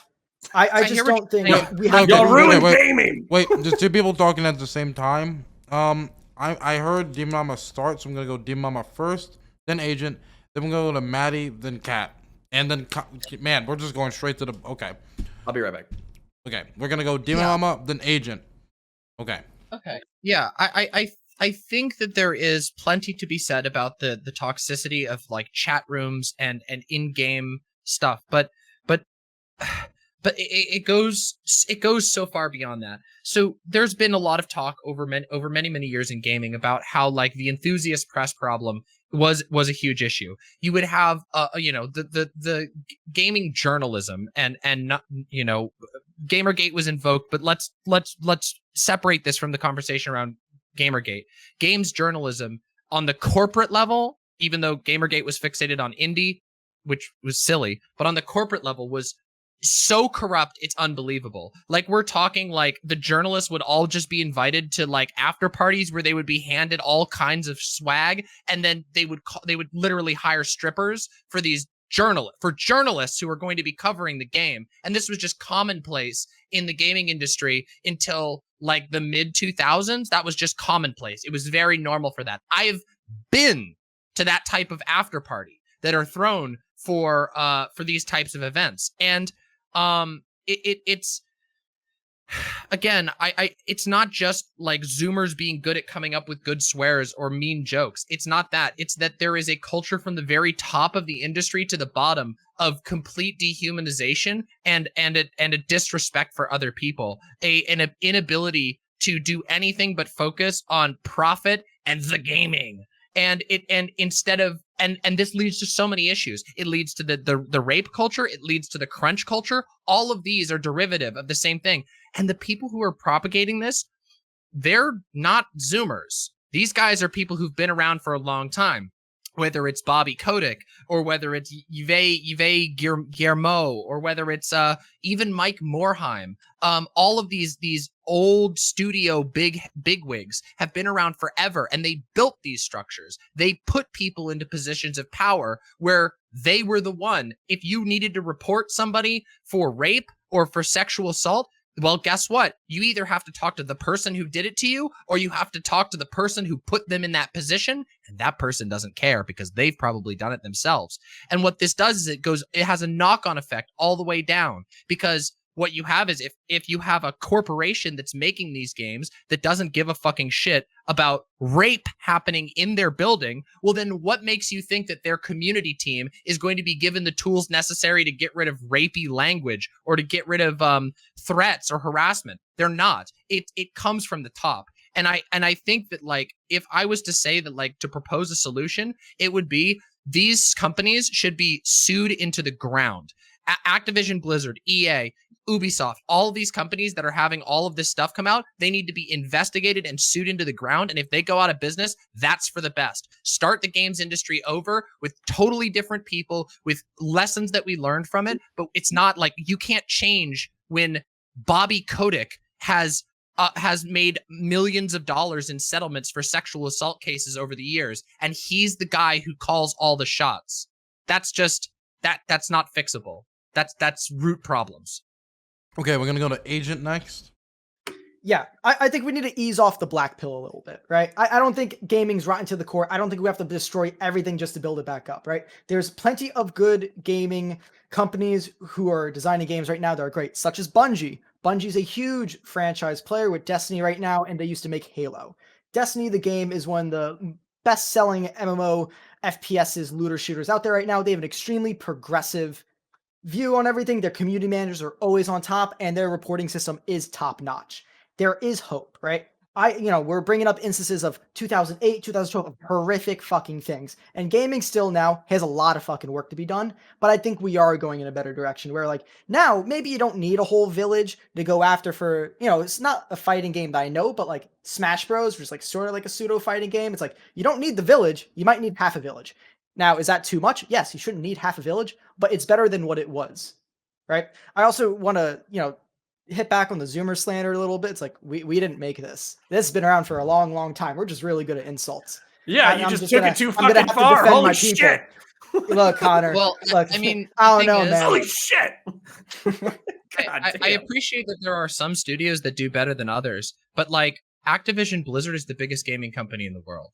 It by, is, like, and a heads long should roll. They should get Yeah, gone. yeah. Super And you agree wanna with know you on what that. you wanna I know don't what one think of the it's other rotten biggest to the ones core is? though. It Sure. is, but I mean that is the core. That's the core. Riot, Ubisoft, all of the biggest companies, the vast majority of gaming. What I'm saying is that the vast majority of gaming studios, the games that are being made, the most popular games in the world, all of the money are concentrated into firms that are rape factories. And thank God they're getting their just desserts, and hopefully they burn. They're not. They're not yet. We haven't I mean, even. now we it haven't seems even like there's done. some type of movement that's going to be doing some type of I progress. like I've the seen idea. no repercussions. Yeah, there's been no repercussions so far. Isn't Blizz? Yeah, because this news just Well, There's broke. been no The The tangible investigation repercussions. ended, I and am Blizz having. Activision's getting sued Wait. out their ass by the California government. Yeah. Okay. So hasn't sorry, been there was a litigated lot of people responding there. So Agents is finished. Demon was trying to respond to that, and then we'll throw it over to Joe. Then we got to go to the list, which is then Maddie, then Kat. Riot Games is another massive studio that has had, I mean, I can't even keep count of it anymore. And I can tell you this, again, this is just one where, hey, sorry, this is a little anecdotal, but my best friend is a very, very experienced and well-connected game designer. And like, there is so much more that hasn't even come out yet. And it might never come out. This one lawsuit, yes, it's a victory. Of course it is. But we don't even know if they're going to find a way to wiggle out of it. And most of the people involved are going to wiggle out of it. The company itself might even wiggle out of it. The problem that we have is, again, it's not a matter of being black-pilled. The black-pilled fact is just that gaming has been like this since it started. It's been corrupted from its beginning. It's been viewed as completely frivolous, and it's truly rotten. The biggest companies are all the ones that are having these issues. CD Projekt Red is another one, massive, highly critically acclaimed company, having people they have to assign breakdown rooms because their culture is so bad. It is root. It is a root issue. It's not just a couple of companies. The exception by a long shot is a good studio. And usually it's studios that are small enough that the employees actually have a say in what's going on. I really think that people aren't taking this seriously once again because it's games, it's video games.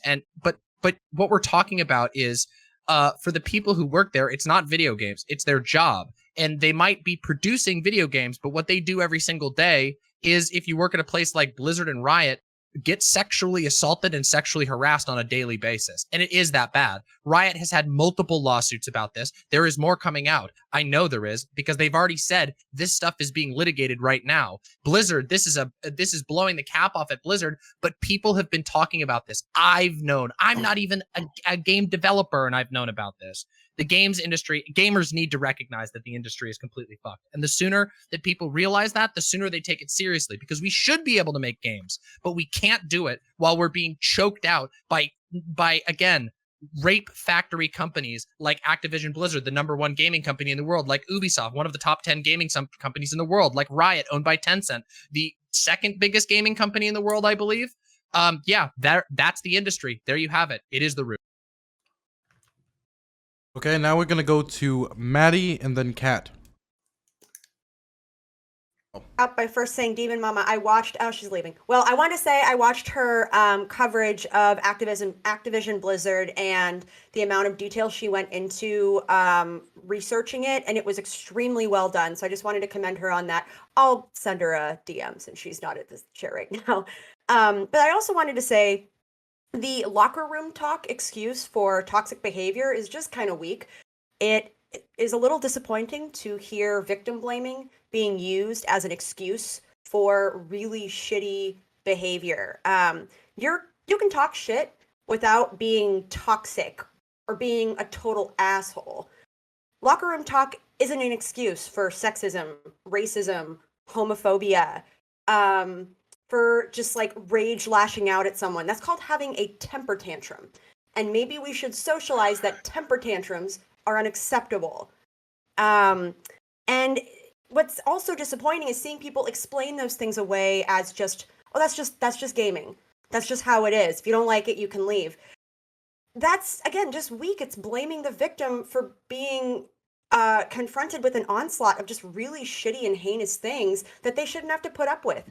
You know, in high school, believe it or not, I used to compete in StarCraft tournaments. I loved it. That was back in the day where you had to go to like a LAN party thing where they had actual storefronts where you go and play video games there together. And I used to compete, but I ended up not competing anymore because just, especially as a woman, like as soon as people find out that you're a woman, you get confronted with just some really disgusting shit. And I decided that I didn't want to deal with that anymore. Because also when I complained about it, no one took it seriously. That's improved a little bit. But if I were a gaming company, I would take it a lot more seriously. I think about all the people who maybe would otherwise be interested in playing video games and don't because they don't want to be harassed. They don't want to have to put up with that kind of treatment constantly just to play a game. If I were a gaming company, I would take this a hell of a lot more seriously if I look to expand my player base in the near future. Okay, now we're going to throw it over to Katarana. Yeah, I mean, the whole idea of it being like just a gaming company, like, I don't give a fuck if they're manufacturing buttons. Like, if I go to work, I have the right to like go to work and go home and not want to like hang myself in my office on the way.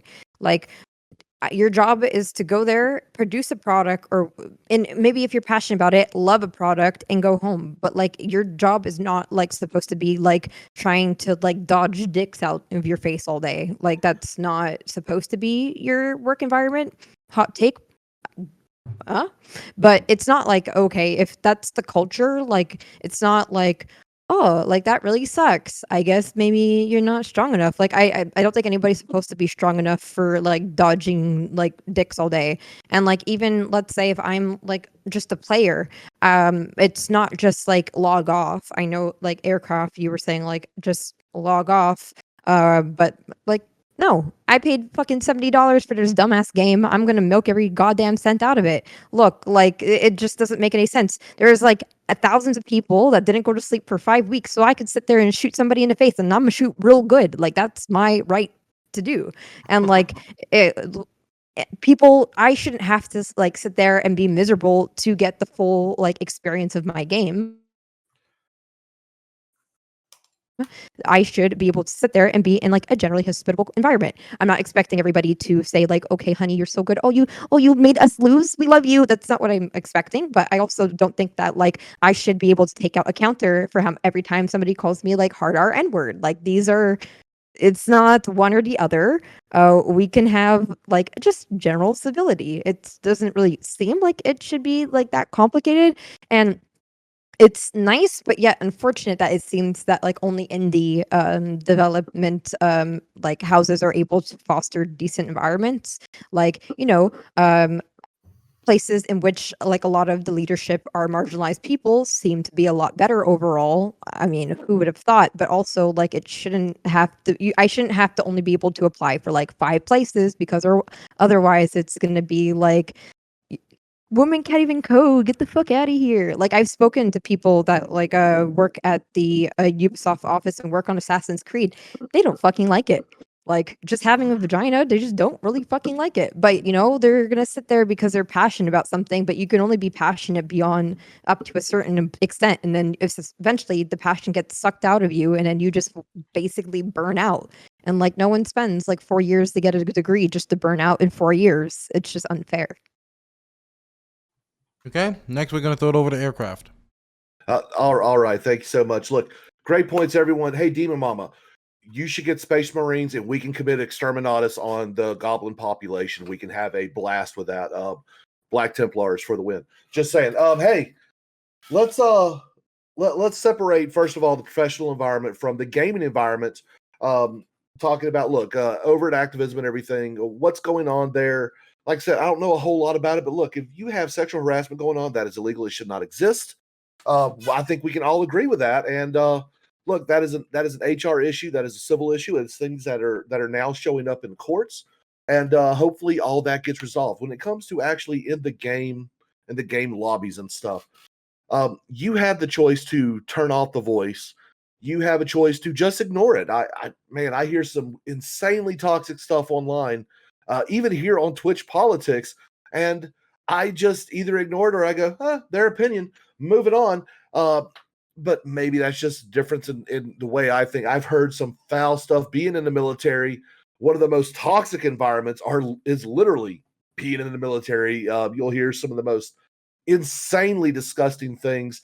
And well, it's just a way of, I guess, learning how to thicken your skin. And I get it. Look, there's some people that are going to attack people based on immutable characteristics. I think that's childish, stupid, and it shouldn't happen. It's not something that I engage in myself. I don't really use the N word. I don't pick on people for being this, that, or the other. I don't really care. I will talk a little smack, but this is not unique to just video gaming. This is on the field. This is everywhere. This is part of life. Smack talk exists, and some people take it too far, but that's a maturity thing. That truly is. And I think we're making a bigger deal on the lobby side of it, not the actual professional side. And that's just the professional side. I think everyone's in full agreement. I think where the disagreement is, for the most part, would be in the gaming lobby. And look, this isn't only happening in the video game industry. This is, there's movies about this in Hollywood. So, yeah, it is what it is. Okay, so we have a bunch of people on the list, and a lot of people want to respond to this. So Kevin is first in line, then Connor, then Joe, then Demon. Is there anybody who particularly wants to respond to Aircraft Sparky, since he just said it? It's fresh, so raise your hand if you want to respond to specifically what he just said. Okay, that's now another person added to the list. Okay, so I'm just going to go in order of when they raise their hand. Raise your hand one more time. Sorry, I was writing another hand down. Okay, so for those who want to respond to what Aircraft just said specifically. Okay. Joe, Demon, then Cat. So Joe's gonna go because he's the first on the list then. Sparky, are you trying to suggest that individuals need to just hand wave the words that people say to them? I'm just saying that people take a little bit too much stock in the words people say towards them. People who don't know you, when they throw out an insult, if you take it personally, that's a you problem, and you need to grow a little bit of skin. Sure. So Kyrie Irving gets called the N-word multiple times at Celtics home game. Should he have thicker skin, or what should be his procedure of fans saying the N-word multiple times in front of him? What does Kyrie Irving do in response? Does he burn down the stadium? Does he go and punch people in the face? No, he plays. Well, he gets those fans ejected. Well, and that's fine too. That's fine too. But you know what? At least they're doing it to his face. Most people hide behind a screen and sit there and go, "Oh my God, this person is that," and everything else. And people get offended by that. Look, your pixels on a screen to me. This take is fucking stupid. I gotta stop you. So yeah. This take is really, really stupid. So like, I don't care. The problem. Yeah, you don't care, but you're okay with people taking certain types of actions when they're met with certain types of hate speech. but in the same time you say grow thicker skin. So is it grow thicker skin, or do you think that people should have the agency to be able to make sure people are held accountable of their words? If Like, they which wanna report reality are we people- living in here? if they want to report people, they're free to do that. But here's the deal: a lot of times the mods in these lobbies can't act quick enough, can't actually go back and look at what is actually going on unless it's done in a text format. That's and a so dumb they take. can't actually That's enforce a dumb that. take. That's a dumb take. I can talk on this. You know, I was gonna talk on this. you know Please for a do, fact. Demon Mama, No, because no, I'm no. just- Hold on, hold on, hold on. Okay. I haven't talked about this for a really long time. I sat here listening to the hyperbolicness of calling things rape factories, and now we have Sparky going on this weird hill of this dumb shit. So we'll talk about the rape factories in a second, but I'm gonna go after Sharpie a bit because this take is the stupidest fucking thing I've heard in a very long time on these panels. So there's at some point there's going to be some type of prescription that has to happen. You acknowledge that individuals should be able to have some type of repercussion for the words that they say. Simultaneously, you've acknowledged in other discussions before that you don't really agree with these type of repercussions because things like racism and sexism are so arbitrary and they're hard to define and quantify in real life. So I'm trying to understand what your take is here because it's inconsistent with what you said in the past. So formally, do you think that people should be held accountable for the words that they say? When people say something to another person towards their face, okay, there is going to be individual consequences for that. When they do it behind a screen and they sit there and they're not even showing their face like what you see in most game lobbies, there's a lot less opportunity for actual accountability to happen. What do I How advocate and for? why? Nothing, because I sit there and go, words hurt. Okay, well, I mean, if that's the way you take it, go for it. But So you don't support. I don't freak so, out over. I don't freak out over being. I've been called all kinds of things. Yeah, because you're because of your immutable characteristics, you're not going to fall victim to the type of hate speech that could happen to other people with Do you immutable even know characteristics. my immutable characteristics, bro? I mean, Oh my god! First, the brain is an organ, and now do you even know my immutable characteristics? Well, Holy no, shit. no, because Mama said a brain is an organ. I admit, yes, the brain is an organ. That's not a hot take. That's not even. And the Kurds wrong. aren't in Afghanistan. The Kurds aren't in Afghanistan. This is gonna be a rough day. So What? it's a callback It's to an another old. It's panel. an old meme. Don't worry about It's it. an old meme. That's an old So- meme right there. I- That's an old meme right there. Yeah. So- Good Call times, back. good times. So Sparky, I'm trying really hard to do you understand that because of your immutable characteristics, certain words cannot be used in the same way that they could be used on, say, Demon Mama? Can you recognize that at the very least? I know that trans individuals have been treated a specific way. Certain I'm not words. talking. I'm dehumanize not loading them, it. I'm and not I don't loading think it it's on the good. individual. I'm not loading it on the identifiable things that they've said. I'm asking you directly, just by looking at Demon Mama, you can understand that their experience based on their immutable characteristics is going to be different. Don't try to play jujitsu on identifying the things and acknowledging the differences, right? You acknowledge, I'm just gonna just count it as acknowledgement. You acknowledge that to be true. Great. So you understand that maybe Demon Mama is going to need certain protections that maybe you might use them from time and time again, but they might have to be, unfortunately, explicitly designed for her. Do you understand that? Sure. Okay. So do you think that those things should exist in games, including extending to speech? No, I don't believe hate speech is a thing. I don't. Wait. Okay. Okay, so Did I just Yes! break there's, the a rules? difference, no, there's a Okay. difference between the Evidence First next. Amendment, you having the right, say, I'm for gonna go get example, to popcorn. say like the N-word or something, versus actually having real world consequences for it. So technically, you could go in a COD lobby and say all kinds of racial slurs. But if people recognize your voice and say, oh yeah, that guy said a bunch of racial slurs and here's the proof, well, the question is, should people be held accountable for it? I actually agree with Joe Lewis on this. I get where Sparky's coming from in that, you know, it's a vast world. It's a vast world, hundreds of millions of gamers. How do you police all that? You can't, but you could say the same thing for crime. Where are the clearance rates for crime? Most crime that happens goes unpunished. That doesn't You are mean you right. don't punish where it exists. You don't make an attempt to try to hold people accountable. I think report systems should definitely be bolstered. And I think the companies that ultimately refuse to adapt and enhance and bolster their reporting and moderating mechanisms, perhaps they should face lawsuits depending on the extent of the harassment and whatnot that occurs. But nobody's arguing you don't have the free speech to be like a racist bigot. The question Well, is I'm about not even accountability, and arguing I'm the free actually, speech. you actually got me agreeing with Joe a little bit right here. So, Fly, and fly, we've you had a lot of hawk. disagreements. Fly, We you got a hawk. lot of disagreements. So, So like, okay, Wait, so wait, Sparky, I wanted to make sure other people got time to talk. I just Yeah. wanted to make sure. So in the honor order, it's Connor, Demon, then Cat. But Connor didn't want to respond to anything Aircraft said. So Connor, would you want to go after them or want to go Yeah, now? sure. Like, listen, this is all we're painting in really broad strokes here. Like, what are we talking about? What should be the rule set for like a LAN party or a private lobby if everybody is on the same page? Well, for me, I don't give a fuck. If everybody's on the same page, they should be able to say whatever the fuck they want.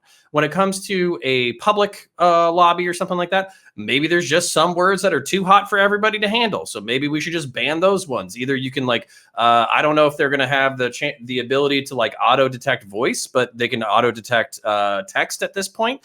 So maybe we can increase reporting features for this. I think Kevin brought up a good point with like, if there's a way in the next decade to report voice, then maybe that should be the TOS, the terms of service in public lobbies. Maybe that needs to be updated so everybody's on the same page. I can talk about fucking your mom. I can't talk about your race. That's perfectly fine. I think that's acceptable.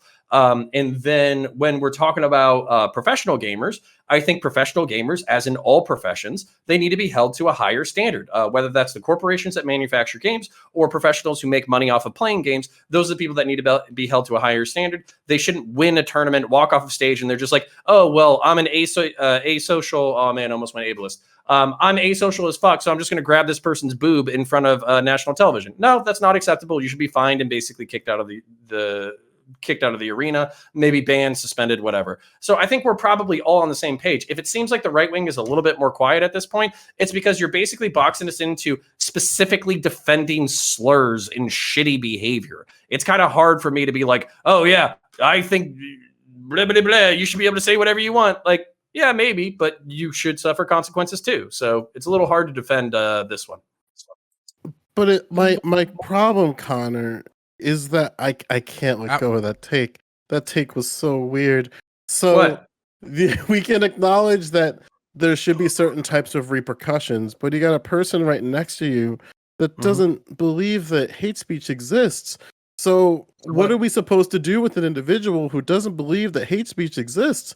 Tell him that in the private lobby, if he wants to jump on Discord, him and his friends can throw around whatever slurs and epithets and immutable characteristic insults that they want, including banging people's moms. And then if they're in a public lobby, here's 10 words that you can't say because they offend certain classes of people. So regardless of whether or not you have some fucking right-wing Dave Rubin fucking take on free speech and hate speech, it doesn't really matter, because if you use these 10 words, and let's use Halo Infinity coming out, if you use these in a Halo Infinity public lobby, you're getting fucking suspended. And if you do it 3 times, you get fucking banned.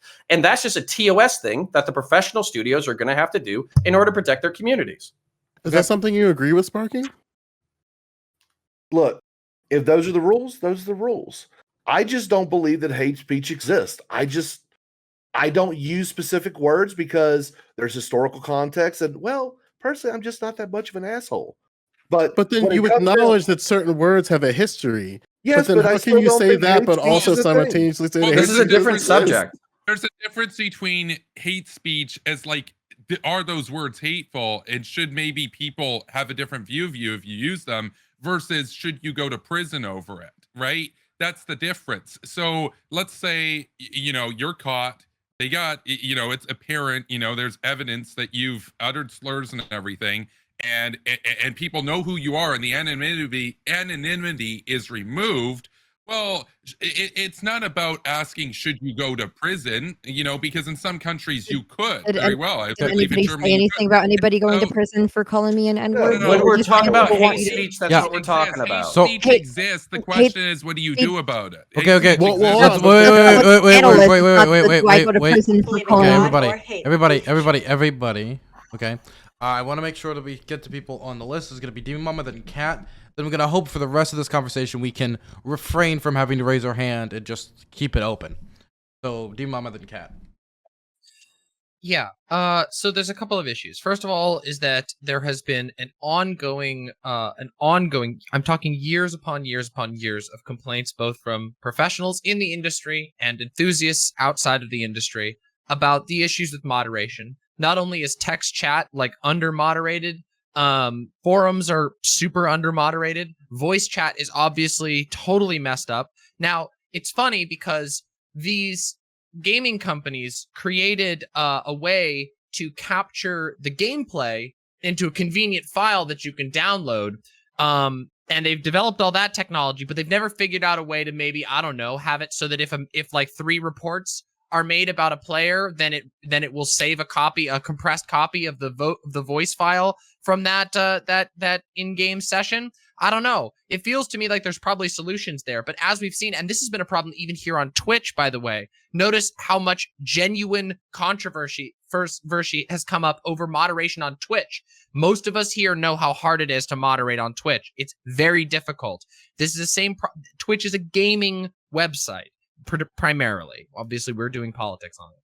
So that's a thing. There just hasn't been the willingness to engage in developing solutions to this. And I point to what I was saying before, which is that from the top, a lot of these companies all the way down just don't care. The people who are in the positions to make the decisions don't want that to happen because that makes it worse for them. They don't get to keep victimizing people. And there was something I wanted to respond to Aircraft Sparky earlier by saying, oh, well, if it happens in the workplace, well, that's the position of HR and whatever.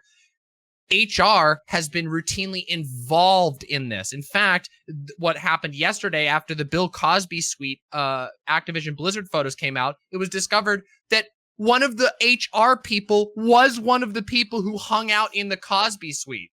So it goes beyond being an HR problem. This is like nearly every division of every single one of these companies has had not just controversy, has had victimization after victimization after victimization. They are structurally installed in a lot of these companies. There are literal pipelines of people who cover for other people with just, again, if we're just going to talk about the Activision Blizzard one, which is the one in everyone's minds, well, the Alex Afrasiabi had numerous severe sexual harassment complaints about him. It has been documented, and also there's I think there's video that exists out there, we're going to find out for sure, of male employees pulling Afrasiabi off of women employees because he was that pushy and that forceful.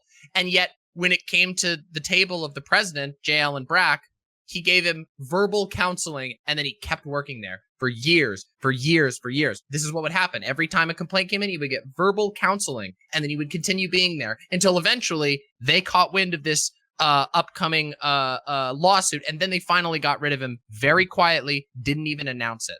So I think that there's I really want to encourage people on this panel to not downplay these issues. And I do think that they bleed into the culture. I think the reason why we haven't seen action on voice chats and text chats improving, and there's so much hate speech in there, is because the people who are in charge just don't prioritize that. They don't care. They don't want to put the money into investing the tools that would protect the people of their community that need to. And to just do one final thing to touch on all the issues that were discussed, to discuss the issue of the free speech issue. This is ridiculous. If you believe that somebody can be thrown out of a basketball game because of saying the N-word, then it should be even easier decision to decide to ban someone or suspend someone's account because of using this language. We just have to figure out how to monitor.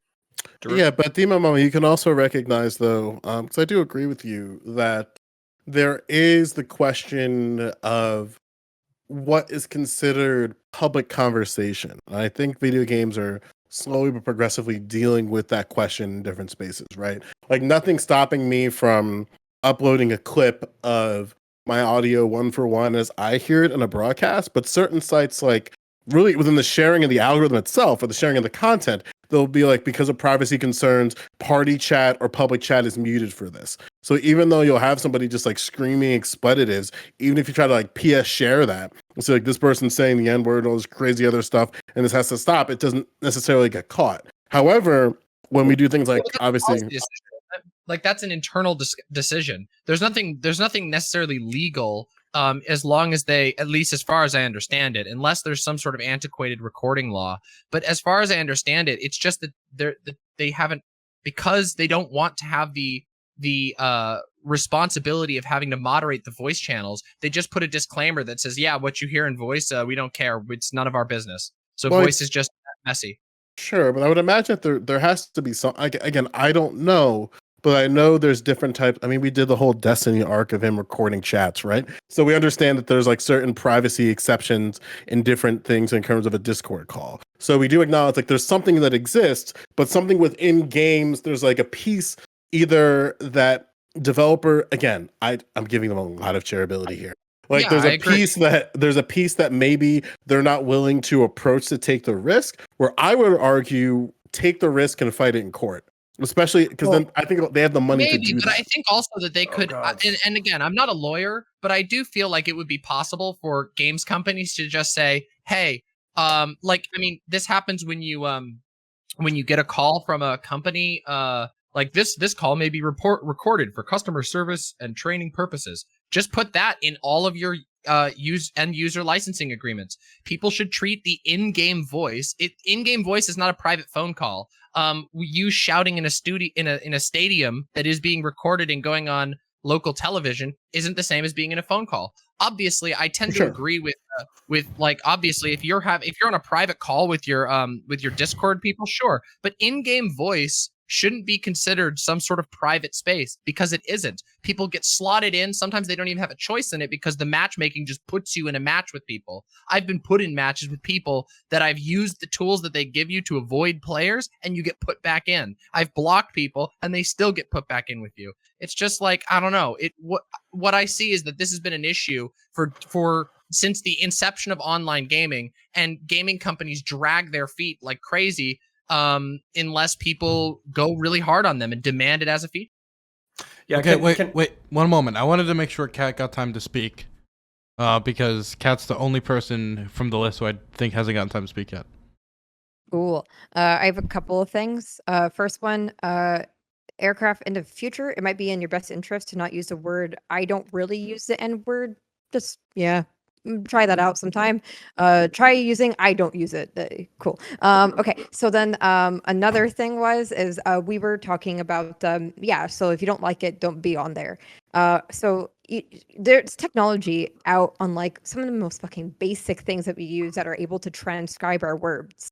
If we're able to have technology out there that can transcribe our words for like Discord, then the same thing could be done for all of these different games. The reason why it hasn't been done is because no one actually gives a fuck. Discord makes sure that people aren't having Nazi servers, but they don't make sure that they don't have servers where people are being sexually harassed. Why? Wait, I just watched hours of Politically Provoked. I don't necessarily think that's the case anymore. I don't know. I'm just saying. I mean, my TV does have MSNBC burned into it, so maybe there's something there. But okay. I think, would you extend that though, like the same type of restrictions for Discord though, that like public Discords should also be recorded in types of way for punishable behavior? Well, there are like servers out there. There are servers out there that are like community, not like me and the boys server, but like there's servers that have like thousands of people. For example, there's like the Discord study server, and like just random people can join it. I think those should have those type of software put in so that like if I decide to study with somebody and someone's like, I want to study with blacks, they shouldn't be able to use the the Doobie anymore. Rule. I agree. Yeah, or like if there's like a server like run by like a company for the game Destiny, there should be things in there to stop people being like, I don't get out, you fucking da. And there's no like thick skin. Like I don't what? There's like sure, there is thick skin. If Dylan calls me up and says, "Hey friend, I just wanted to let you know that your content's not that good and maybe you should work on it," then I'd be like, that kind of hurt my feeling, but I can have thick skin, but there's not really like I should really just Glad try you realized gelling. that, by the way. I'm kidding. I will poison your food. And then there's also, the like, hey, person that I'm playing a game with, you fucking, what do you call it? Roasty, femoid piece of shit, N-word, blah, blah, blah. Yeah, it's not really like something I should ever learn to get better with, Like it's not really like get thick skin. It's also not like, have you tried turning off, voice chat? Because if I'm playing like a team game, I kind of need to hear what's happening if I want to cover you properly. So like, no, it's not like just don't play multiplayer. No, I paid $75 fucking and I'm gonna get every goddamn cent out of it. And like, that's my right to not waste my money, Okay. and that's everyone's right to not waste their money. Please, for the love of God, may I please go? I said I was ditching the hand raising, like just Okay, the rest of I'm this. gonna go. I'm gonna go because the reason why I'm gonna go is because holy fuck is the path to hell paved with good intentions. And what I just heard in the past 3 minutes was, hey, should every conversation from every video game be auto transcribed and reported to the fucking business? Should every conversation on Discord be auto transcribed and monitored by Discord? No. The answer is no. What the fuck? Oh my God, like you could reconstitute, like you're the best fucking pawns of the secret police are in this fucking room right now. Holy shit. Secret police? Yes. Holy shit. Wait, okay. secret police. Well, your social media is already being monitored, though. Yeah, no shit. So I don't want to make it worse. God damn. Okay, so basically here's the fucking problem. No. You guys gave me a brain aneurysm from this is mine. This is mine. No, it's not hysterical. And the reason why it's not hysterical is because there was an Israeli-based company that literally just got caught selling fucking spyware to international companies and fucking literally drug cartels who assassinated fucking journalists worldwide. You want to give private corporations the ability to fucking monitor voice chats, auto-transcribe the fucking conversations, and then sell that to other people? Are you fucking insane? Like you're basically like, hey, let's create blackmail, give it to private corporations, and then see whether or not they sell it. Well, what's the secret am I supposed to be giving in like a study Discord? Like in just don't do anything wrong. That's the approach. But like these are, you have nothing to hide, so don't do anything wrong. Wait, stop. Okay. When I said we gotta drop the hand raise it, I didn't say drop any ounce of like order possible. Kat, could you say what you were saying? I'm sorry, I didn't hear that. Yeah, so I'm not saying that they should transcribe like me talking to the boys in my 5-person Discord server, but I'm saying in like community servers when there's thousands of people, what fucking military secrets are you supposed to be, or like secrets of any sort are you giving inside of your Discord? Like if I'm inside of my study group and people, what was I saying to anybody in my study group Discord of like the 1,000 people one that's like public? Like that's what I'm talking about. I'm talking about like you and your friends. I'm talking about like the Destiny official Discord server or the Minecraft official Discord server. Am I really out there giving my passwords? I love that if you have nothing to hide. Yeah, I love if you have nothing to hide, then don't worry about it mentality. Absolutely non-analogous. It's national security absolutely because someone's calling me slurs on a server. Like I highly holy doubt that shit. I feel like this is the Wild West, and reports aren't. Okay. Hold the fuck up. Okay. I am in that. Nope.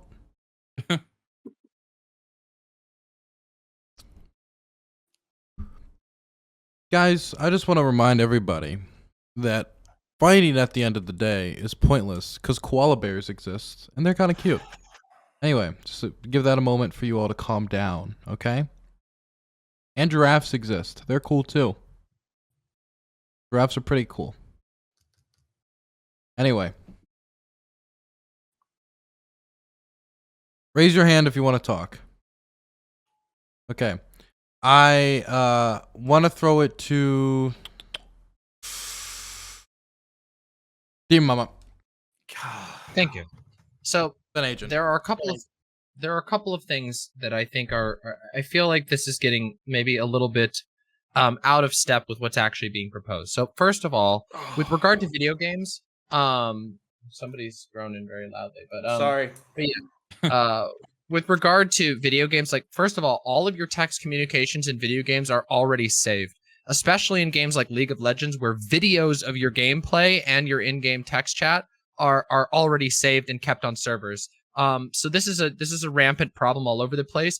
I think that you have the least to worry about your in-game public voice chats being data harvested when literally your personal information is plugged into every single game that you play. often literally given to them by the store that you play through. So you buy a multiplayer game on Steam and your info ends up being given to them via a bunch of contracts that you didn't even know that you signed. So this is just like you're not engaging with the question. The problem that we have with something like the Patriot Act is because it allows for the monitoring of private calls that you can't even oversee and the maintenance of that. I think that we could use something like a GDPR for the US that would handle how long companies can hold data. But we're not talking about like mass recording or anything like that. I'm saying there's perhaps an application for, hey, if a game's voice chat gets four reports that somebody is saying that they want to like kill somebody else and they're freaking out and screaming in the voice chat, then that would prompt the server to automatically create a temporary customer service copy that they can listen to. That's all that we're talking about here. I really don't think that this is like a matter of public security. We're talking about a company within their own product on their own website in the voice chats that they already maintain.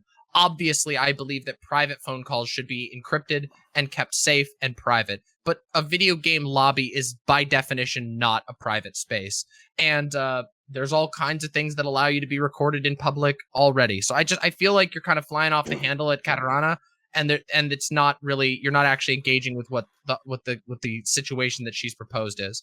Yeah, that's my opinion. Can I respond? I will let you respond, but then we got to throw it to Agent because Agent hasn't talked in a while. Okay, so the system that Demon Mama has just proposed is perfect. Okay, it's the equivalent of having a fly swatter to take out flies and mosquitoes versus a fuel air bomb. I don't want auto transcription, but I think that especially when it comes to voice, 4 reports, three reports even. Hey, this person is using the N-word. Well, after the 3rd report, it records, basically the next hour of that person's interaction. If they're found to be using slurs, then they get a suspension or a ban. I think that's fucking genius. I think it's perfect. We agree. Now, here's the more important part. Koala bears suck, all right? They evolved to eat a single plant that makes them lethargic during the day. So we're going to throw it over to Agent. So yeah, I'm going to fight back against this idea that, chat and moderation hasn't been getting better whatsoever. This isn't the horror stories of 08 that, Demon Mama mentioned or 2012, like someone else mentioned. Like, 08 was a pretty long time ago. I was like 7. I'm pretty old now compared to that. It's gotten way better. You can say shit on League of Legends that you can't, like, you could say shit 2 years ago and not get banned. That, like, even today, you'd be gone. Even in text chat in League of Legends, which is insanely toxic. It is getting better. Now, moderation on voice chats, like the way you posed it, with a lot of caveats and like they can't hold the data, it's only after reporting, that's fine by me. I just don't like this whole idea of the mass recording, especially voice chats and like even logistically how that'd work. Like, is it my mic on at all times? Do I have to opt in? Is it only when I speak on a push to talk? Is it on always? It really is a slippery slope there. I would agree with the way you posed it. I do like it. I'm just going to push back on games haven't gotten better because they have, even in these super large corporations, even in games like Overwatch, which is owned by Blizzard Activision, which are full of scumbags, has gotten better. So I do have hope there. I would say, the thing is, like, to agree with you. Oh, okay. I was like, to agree with you a little bit, Agent, and maybe this is something that counter to that you can respond to, is that I think there has to be, how do I say this in the nicest way possible? I don't trust humans with anything. So one of the things that I think these companies need to do is get professionals in here who understand how the language looks, how the language sounds, and how the language evolves over time. Like, we see this a lot. Brittany, I'm sorry, Brittany. You're still the best. You're still one of the top 3 mods on Twitch, but I'm going to drag you a little bit. So have fun. Maybe Todd will defend you, whatever the fuck his name is. So I think that sometimes people will use their bias to justify not understanding the language that people use. As an example, maybe a groiper won't overtly say something incredibly sexist or transphobic, but they'll maybe skirt the line just enough where the layman person will be like, well, that's not really what they're saying. When in reality, if you put a professional in that space, they'll go, that's exactly what they're saying. They're saying this, there's no trying to hide this because I studied this language and what this language looks like.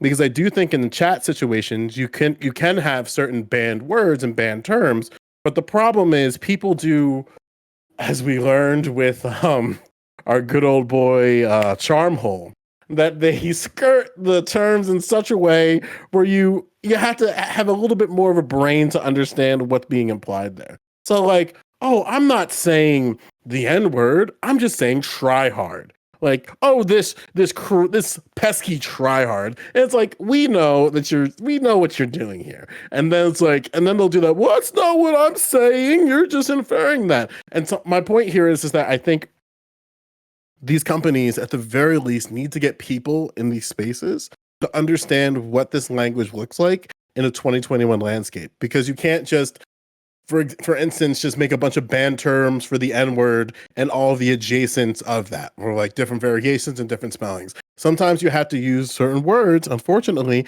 that on its face you'd be like, oh, this is totally harmless, but in reality it is used to perpetuate hate, sexism, and stuff like that. And to be honest, like, I don't trust these companies to make a good use of the term that they should ban or restrict. You know what? We should never ban any words ever, because someone's just going to find a way to get around it. So, you know what? Fuck The Doobie Rule, yes. Yeah, no, I mean, I just don't really feel like that's a really great argument. Like, oh, someone will Charmhole will get around it. Well, I'd rather Charmhole get around Wait, you don't agree that First we you're need... gonna ban. Wait, Kat, you First you're don't gonna ban agree that... slurs, Are you memeing and right now now? what's next? The pronouns. First Like, they came yeah, for the you R very slur, and I slow. didn't I say know you're anything. not. I know you're not. Kat, I know you can't be memeing here because, like, we understand that the professionals need to be certain professionals outside of different fields need to be in these spaces to help educate these groups about things like sexism and racism and stuff like that. So I don't think you believe that, but No, I just think that, like, I'd rather there be like, okay, every once in a while a charm hole gets through, rather than having like the entire like dork squad and Nick Fuentes in my fucking chat. You feel like? Listen, don't drop the T slur like so that. again, because you dodged it, so let's try again. Do you Mm. agree that you need certain professionals outside of your field to understand things like racism and sexism? I'm not entirely like. What do you mean?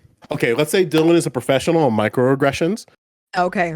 And then he comes into the space to educate the staff about how microaggressions manifest themselves in language, how to spot it in chat for moderation. Is that something that you would support? Would you support a professional like Dylan to educate the employee never base of problem with Blizzard that. about something like that? No, I Okay. wouldn't have a problem. Okay, with that. Oh, by the way, my training platform for how not to do that would just be all of Redneck's tweets with the cover saying "Don't do this." That would basically be it. I see that you're in a lover's quarrel. I'll let you get back to it.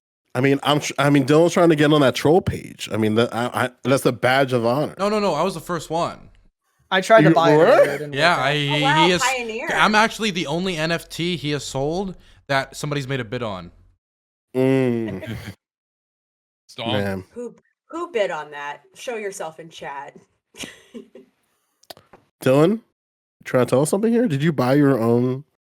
I Coin? did not buy my own NFT. I don't even know what I would buy it with. Would it be Bitcoin? I don't know. He uses an offshoot of Ethereum. Okay. Good to know. Jesus Christ.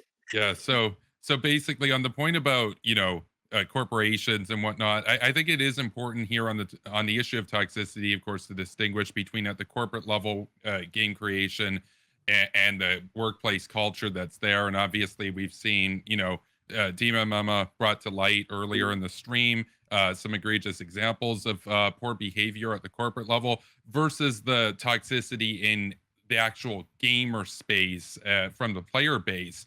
And I think that there's more or less two different routes to go about making it better at the corporate level and then at the player base level. I think that at the corporate level, at the end of the day, it's going to take lawsuits. It's going to take these coming to light to really basically bring down a bunch of backwater holdovers of a bygone and pretty bad era. And it doesn't necessarily mean you just destroy gamer culture and rebuild it.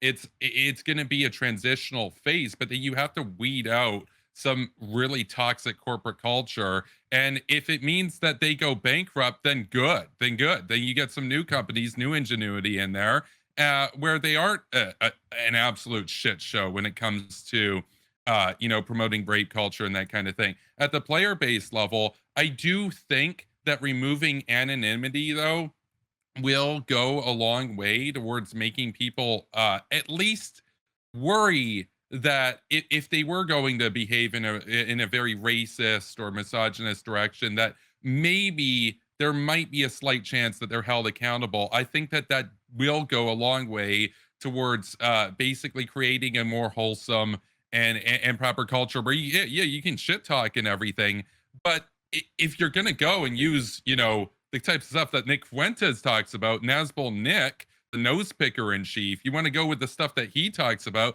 then yeah, maybe your name does come out. Who knows? But I do think at the end of the day, anonymity, you don't even necessarily have to get rid of that in its entirety, but that you need to have a culture in which people definitely feel that, well, I'm not 100% anonymous online.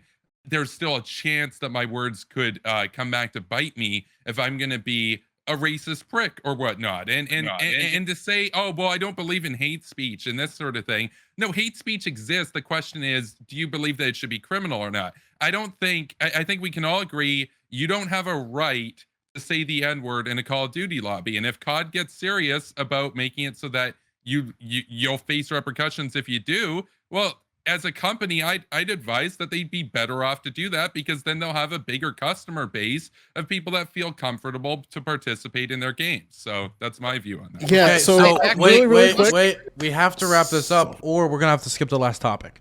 So we have to. Can I wrap it up. respond here and make it my closing? Yeah, of course. Yeah. Chat, I just want to say that the Kevin you see is not the Kevin that is representative of the actual spice that exists here.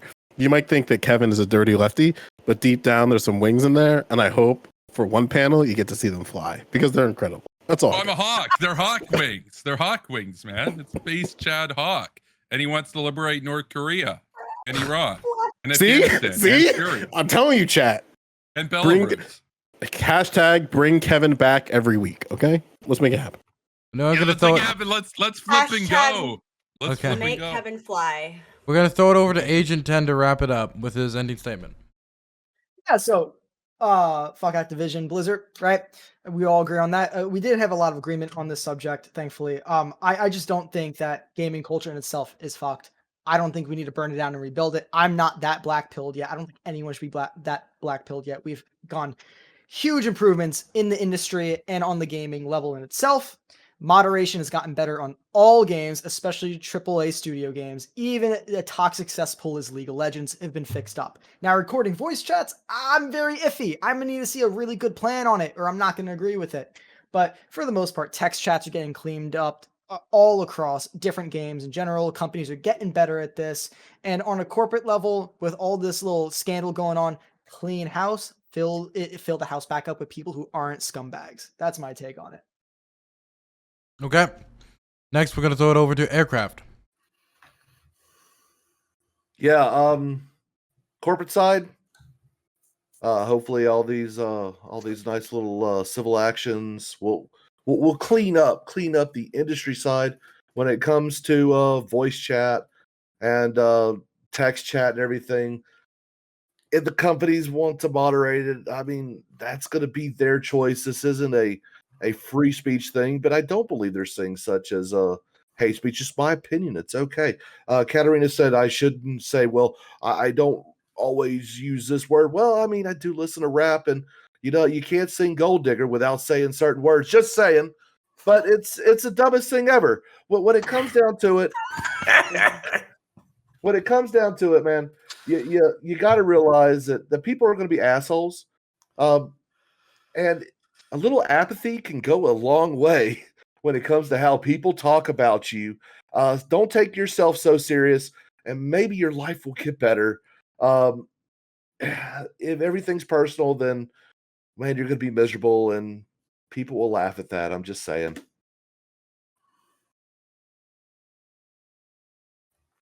Gonna throw it over to Connor points. All right. So there's this YouTube channel called Hood Nature. It's one of my favorite channels on YouTube. And they discuss why the koala is an evolutionary mistake and a piece of shit. Yield.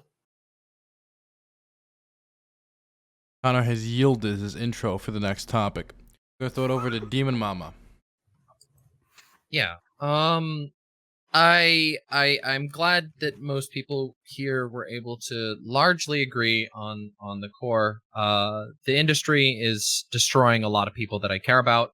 I fucking love video games, and sometimes you realize that a controlled burn is incredibly important to save what you love, lest the entire plague consume the entire industry forever.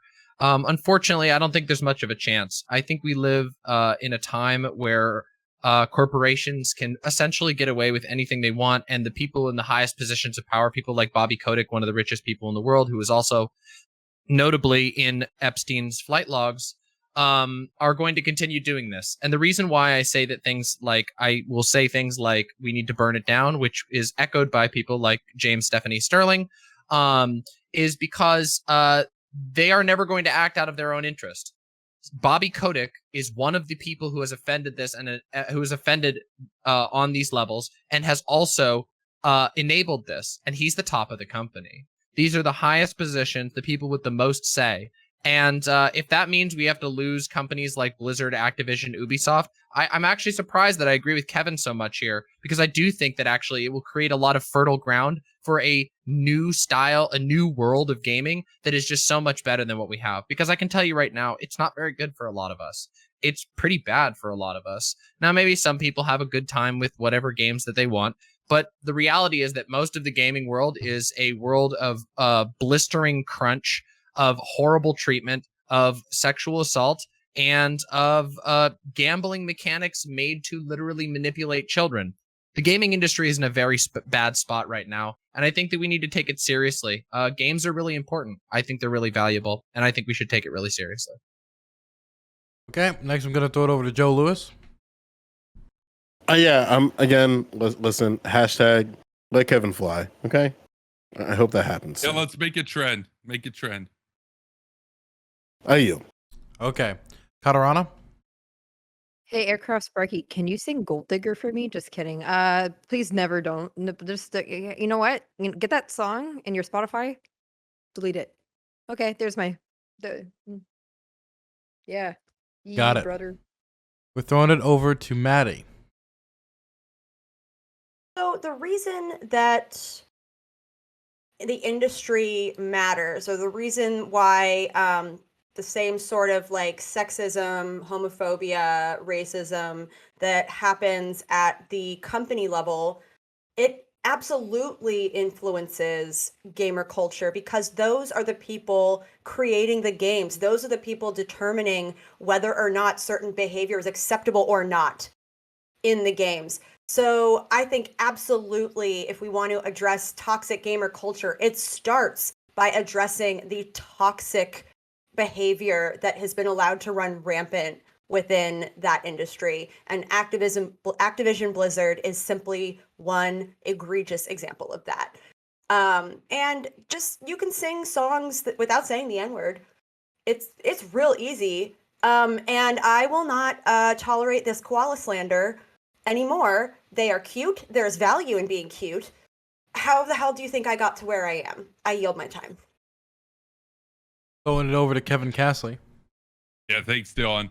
Want to start off by saying, yeah, no, I agree. I think koalas are cute. They're also based. Let's just be real about that. I like koalas. Koalas are awesome. Let's get into the closing remarks here. So, is it all toxic in the player base and whatnot? No, it varies by game, at least in my experience. And I'll say straight up, I'm a straight white dude, so my experience is obviously going to be filtered and biased. And I think that Demon Mama and others on the panel who have discussed this, their points, obviously, you should take that and say, well, they've had a different experience there, and their experience is also worth noting here in terms of discussing the toxicity that's there. And I think that, as I've said, we're going to have to go about this not necessarily through some huge government mandate where it's like, oh, you got to do this, you got to do that. No, I think lawsuits are going to be a great way to bring down a ton of dinosaurs, a ton of trash bin, rape culture dinosaurs at the corporate level. And I think at the player base level, inculcating a culture where you're not anonymous, where you're not necessarily anonymous, that can go worlds. But additionally, just as time goes on, and again, this is from my own personal experience, I've seen people become less toxic in games and stuff than versus when I played games in 2010. But again, that's my own personal anecdote there. I want to close just by saying, though, that I think on the point about recording and the point about enabling companies to do a better job of moderation through the use of tech and through the use of data storage, we need to understand that, well, look, data storage is already a thing. If you use Facebook, you use Twitter, you use Instagram, you use any of these various social media platforms, your data is being held at the proprietary level where these companies can choose to use that to even sell to advertisers, for example. That was something that came out with Facebook. That it is something where I think that at the end of the day, taking more measures to enable moderators to have more information at the reporting level to make a determination on, say, somebody's status, if they should be banned or not.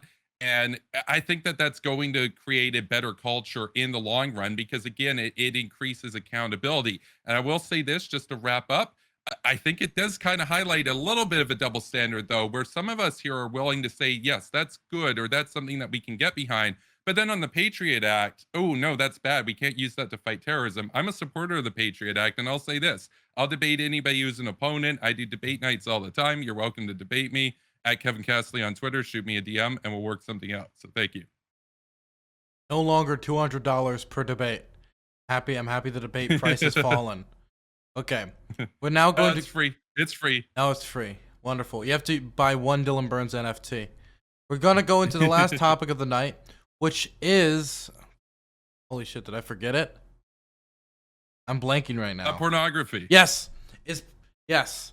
Kevin was very excited for this one, obviously.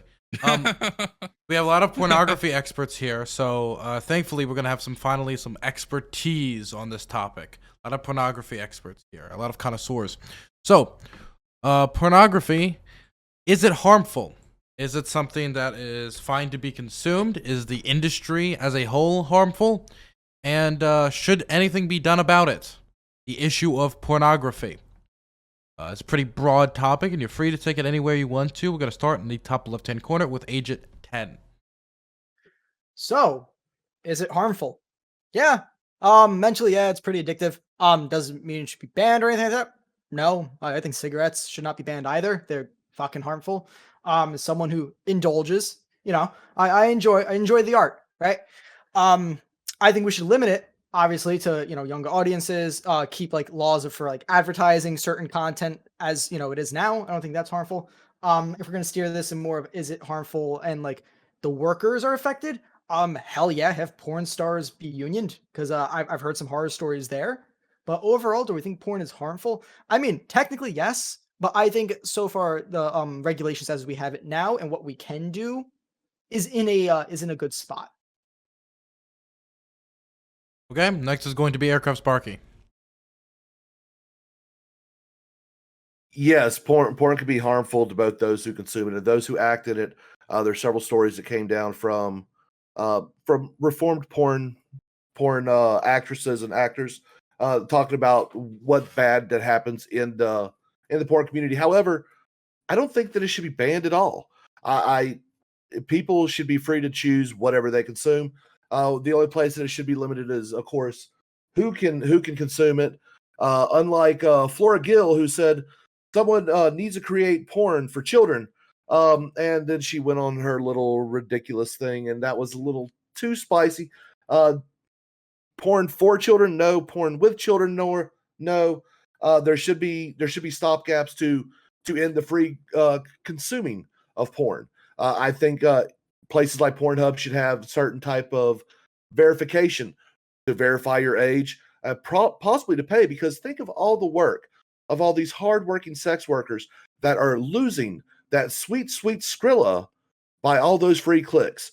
So look, if you want to support actual sex workers, we need to push for monetization of porn. We need a paywall on all porn sites. And look, too simple. It is harmful. It can be addictive, but no, it shouldn't go anywhere. Next, we're going to throw it over to Connor. Oh, shit. Yeah, so I think yes, I agree with Agent 10 100%. I think it is harmful. I think it's probably like drinking alcohol, smoking tobacco. It's something that can be done in moderation, but if you do it too intensely, then obviously you can fuck your shit up. When it comes to actually regulating the industry itself, I know that there's already like pretty strict health regulations. I think that since we talked about the brain being a vital organ, maybe we should talk about mental health in the porn industry and just make sure that consenting adults are truly consenting adults. Make sure that they're making the right decisions at the right time. We can discuss how that makes sense or what makes sense while respecting the rule of the autonomy of the individual. But also, I have a communitarian stance on this, which is basically like, what should be the age of actors? Can we do a utilitarian study for the society to, basically come up with a rule for what that age should be? That's what the age should be. So basically, I'll leave it there. Okay. Next is going to be Demon Mama. Okay, so is porn harmful? I think that's a very silly question. No, obviously it is not wholly harmful. Can there be situations where porn can be harmful to people? Obviously, but that is true about literally everything in the entire world. Porn is a enormous industry. Porn is an like, I don't know, it's so broad. I can't believe that people are coming out here saying like porn is harmful. Like that's ridiculous to me. Porn does a lot of good things, and of course that's not to say that like the porn industry is good. I mean, most of the porn industry is tube sites that steal shit from other people, and that is really fucked. I don't think that you solve that by paywalling anything, because the paywalls just end up going into the pockets of the corporation. In fact, I think the best way to do that is to support sex workers and porn stars directly. In fact, if you want to free them, that's probably the best way to do it. Cool thing. On Twitter, a lot of porn performers, amateur and otherwise, give you ways to support them directly. You should do it. Send them some money on their PayPal. Send them some money on their ManyVids or whatever other websites that they have. I don't even know if I'm allowed to say that, but oh yeah, it's that one. I can't say the other one. So yeah, no, porn is not harmful. I think that's really ridiculous to make that claim. I think there are circumstances in which it can be harmful. Obviously, people can become addicted to all kinds of things. Let's talk about League of Legends if we want to talk about things that can addict you. But yeah, obviously people can get addicted to it, but that's like, it's not the idea that like porn is like uniquely harmful or bad is very silly. And also I know that this is going to come up at some point, which is like body issues and unhealthy ways. I don't think that that's unique to porn. In fact, we see this reflected in all of our media. Our approach towards the body is not just a porn thing. That is very much a societal issue that's larger, and porn as a part of our society inherits those issues. Should it be addressed? Absolutely, but that doesn't make it porn's fault. So yeah. Also, D-Mama, just to be clear, I said no slurs, so please do not say League of Legends again on this platform. You got it. I won't. I think that's everything. Wonderful. Now it's going to be Joe Lewis. Yeah, as a lovely patron of Amy Anderson, Pinky, and Sarah J, I'm very versed in helping actresses directly and supporting them. With that being said, I have some just general thoughts about this conversation, so I'm just going to kind of spitfire it, and then let's see where we go with it. I think that reducing or trying to get rid of altogether sexual exploitation in porn should not be at the expense of sex workers. We can extrapolate that as much as we want in the open. Additionally, I think sex work is part of the gig economy, and it should be respected as such. Teaching young people about sex is too important to get wrong. So if we elaborate on this a bit, right? Sexual education can counter what kids learn from porn, but there seems to be this sort of problem where teachers are apprehensive of approaching this topic head on. And they'll sort of categorize it in terms of risky topics, which is kind of like brushed upon a little bit earlier in the conversation about like teaching, like having pornography that is safe for children. And when you hear that statement, it's very easy to get very social justice warrior and think like, oh, you're going to show kids porn. And that's not the argument that educators are making. Further, like if we understand that pornography can lead to potential harm, then we must make sure that sexual education and sexuality education is taught in schools, and it should be a priority within school curriculum to get it right. So those are kind of general thoughts I have. So I guess let's party, I guess. Wonderful. Now I'm gonna throw over to Kat. Yeah, so I don't think pornography is harmful. I don't think that because data doesn't think that, and I do them facts and not them feelings. You feel? Call me Ben Shapiro with black. But beyond that, I think porn is also helpful in general for some people like with different types of just different types of neurodivergencies. For example, I myself don't would have never naturally known how to do anything because I don't know how to naturally do anything. It was only because people telling me, hey, you're 16 and you haven't done this yet, you should probably do this. And then I'm like, how do I learn about it? And they're like, you can go on these really cool websites. And I'm like, wow, okay. Because otherwise, some of us just don't naturally have certain types of sexual discovery, so thus porn is necessary. So I mean, obviously there are harmful types of porn, but then there's nice types of porn, such as the stuff made for women, where it's like, hey, a consenting adult, would you like to consensually come here and kiss me on the face? Oh wait, this is so cute. Okay, yeah, there's that type of stuff. And it's not always just slam bam, thank you, man. Oh my god, I dropped the pen on the floor. Can you help me? Sometimes there's other stuff. So yeah, there's harmful stuff and then there's good stuff, just like everything, and everything is morally neutral, and it's people that make it fucky. So I think it's cool.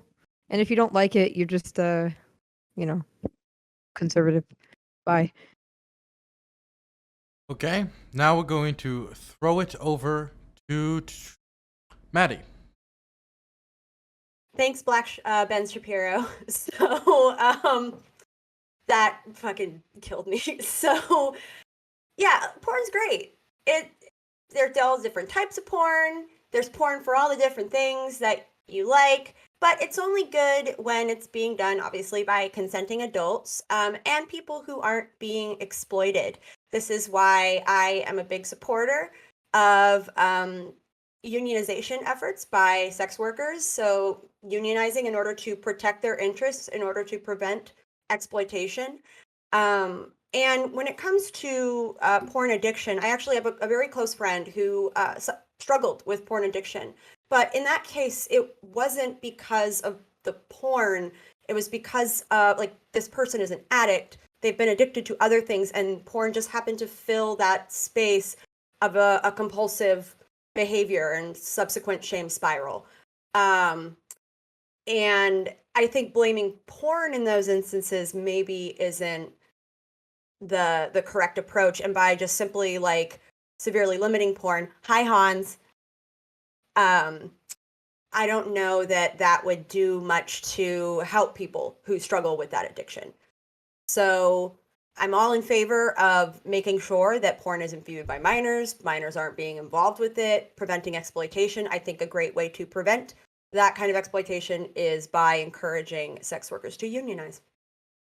You know, I will say Hans is a great example of porn addiction, but in the other way, as in he can't stop posting on Twitter. Okay, we get it.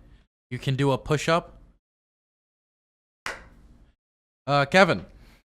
Yeah, thanks, Dylan. So I got a few things to say. So basically, I think one of the important questions to kind of ask to start off this sort of discussion, and it oftentimes is lacking. I mean, I did sociology courses in university, and it would even be lacking from that sort of discussion is, what do we mean by porn? What type of porn? I think that's an important consideration to look at here. So obviously you have softcore porn, you have OnlyFans, you've got hardcore, you've got rape fantasy type porn, you've got various different categories of it. And so a lot of discussions around porn, for example, will debate over the extent to which it's exploitative of women. And and that's something that's a valid discussion to have. But then you've got categories of porn where men are exploited or men are objectified. So it varies across categories. As far as the pushback against conservatives who oppose porn, I've had to deal with this a fair bit recently, and I'm not sure what was sort of the spark in the culture why all of a sudden we've got conservatives again, basically going back to like, Irving Kristol arguments for the 70s talking about banning pornography, like as if we're going to ban pornography in the 2020s. How much of a troglodyte would you have to be to do that? But then we can look at comparisons in crime rates, and we know that there are a lot of factors that go into reduction in crime rates, a lot of them. But I would posit to reason that one of the explanatory factors in crime going down, and especially, and there are a couple studies that I've looked through that have said, well, there might be, and again, it's correlative studies, but there might be a decrease in sexual crimes as a result of increased access to pornography, though that's something where the jury's still out on it. But we do know that crime roughly is down about 50% since the advent of the internet.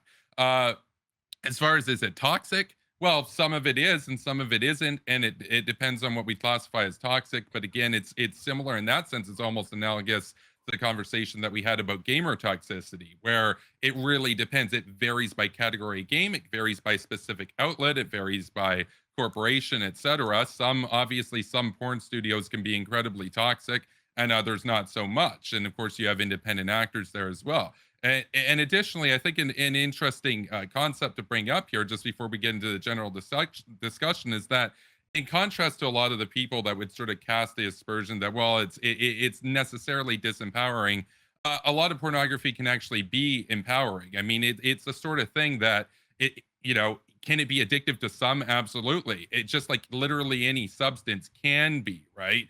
But to others, it can be also the sort of case where like in my own personal experience, I've shown porn to partners before, and we've had, more interesting experiences based on that kind of stuff. It can also make your sex life more interesting. And I find, and let's be real here, a lot of the conservatives that are against it, they don't necessarily tend to have much of a sex life at all. I mean, that's correlated with reactionary conservatism. Not all conservatives, but social conservatism, absolutely. So thank you. Okay, now it's an open forum. You can engage in dialogue. Yes, Yeah, hello. Sparky, real quick, can you please clarify what you mean by reformed porn actors? Do we have to do that? It's good. It's good. There are several anecdotal moments where you see former porn actors come out and actually talk about what is going on in the industry. They refer to themselves as reformed porn actors. I'm just going with what they call themselves. So their definition is, hey, we used to be in porn and now we're not. What's the reformed though? They're Christian now. Who gives a fuck? All right, the reason why that matters, right, is that we have to understand that porn actors are still workers. They're still workers. So this idea that they're reformed is just a really negative connotation. And again, like, oh, no. I don't think you're trying to dog whistle there, but I don't understand what you mean by reformed. What if he was? Dog whistle, dude? Wait, pause. Connor, right? You're white enough, okay? You don't need to also be a white knight on top of it, okay?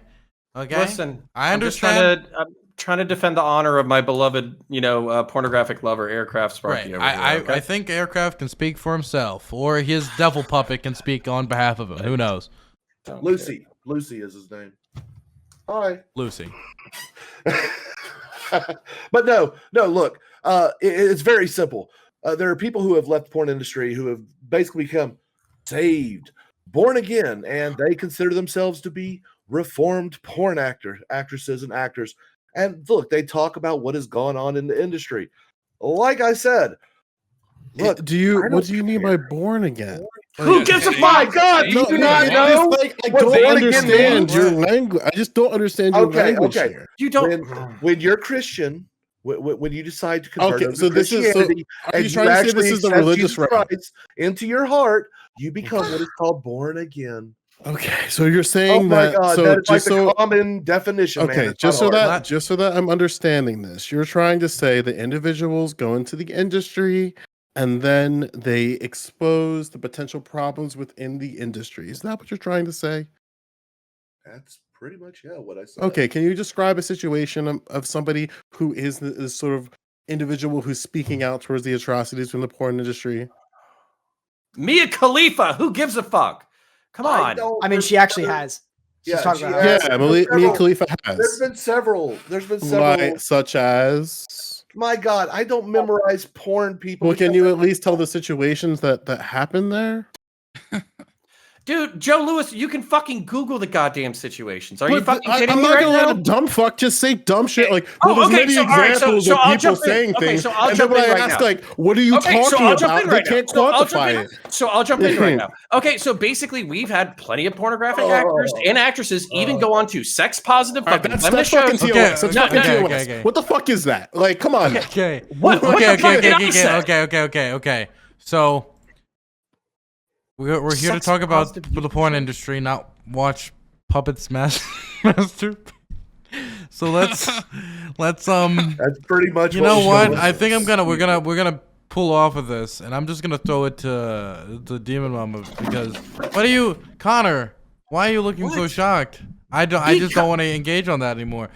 Engage on what? The abuses in the porn industry that Joe Lewis just asked about? I wanted to move off of. I think you can all benefit from a short rest. Okay, Demon Mama. I don't want to rest. Thank you for the pullout. So I want to pull out. look, I think it's important for us to distinguish between issues within the porn industry and issues with porn itself. The porn industry, like many of these other industries that we've talked about today, is very, very toxic. There are all kinds of very horrible structures that exist. And there are, of course, some outlets and production houses and independent people who are doing really great stuff. But I hope that we can all agree that there's a difference between the porn industry having issues and porn itself being problematic. If you were to ask me whether I would defend porn in its current state, I would say no. But if you were to ask me to defend pornography, I would literally go to war over protecting people's rights to have access to porn. I think that people have the right to enjoy sexual art. I don't think you can tell people not to enjoy that, and you can't tell people not to make it. And if you do, I'll do it anyway. But the problem that I'm having here is that it seems like there are issues with, like, it feels like there's a conflation going on between issues with the porn industry, issues with individual members or groups within the porn industry, and porn itself. And it sounds like Aircraft Sparky is kind of casting moral aspersions on the performers who make porn, whereas Joe is sort of trying to get to the bottom of that. Now, I don't know if we're going to continue with that particular line of thought. I'm more than happy to discuss issues within the porn industry. I brought up the tube sites issue. I've brought up the revenge. I've talked about revenge porn issues. I've talked about compensation issues. Sex workers and performers are super, super undercompensated for the stuff that they do, and they have to do a lot of stuff at great personal risk. And I would also be totally open to discuss issues like how do we secure these sites and make sure that they're accessed healthily.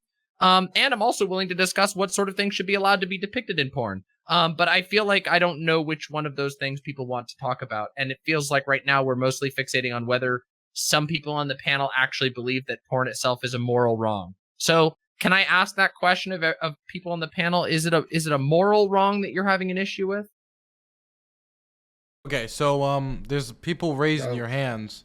I can write your hand down, but it's also like an open form, like you can respond.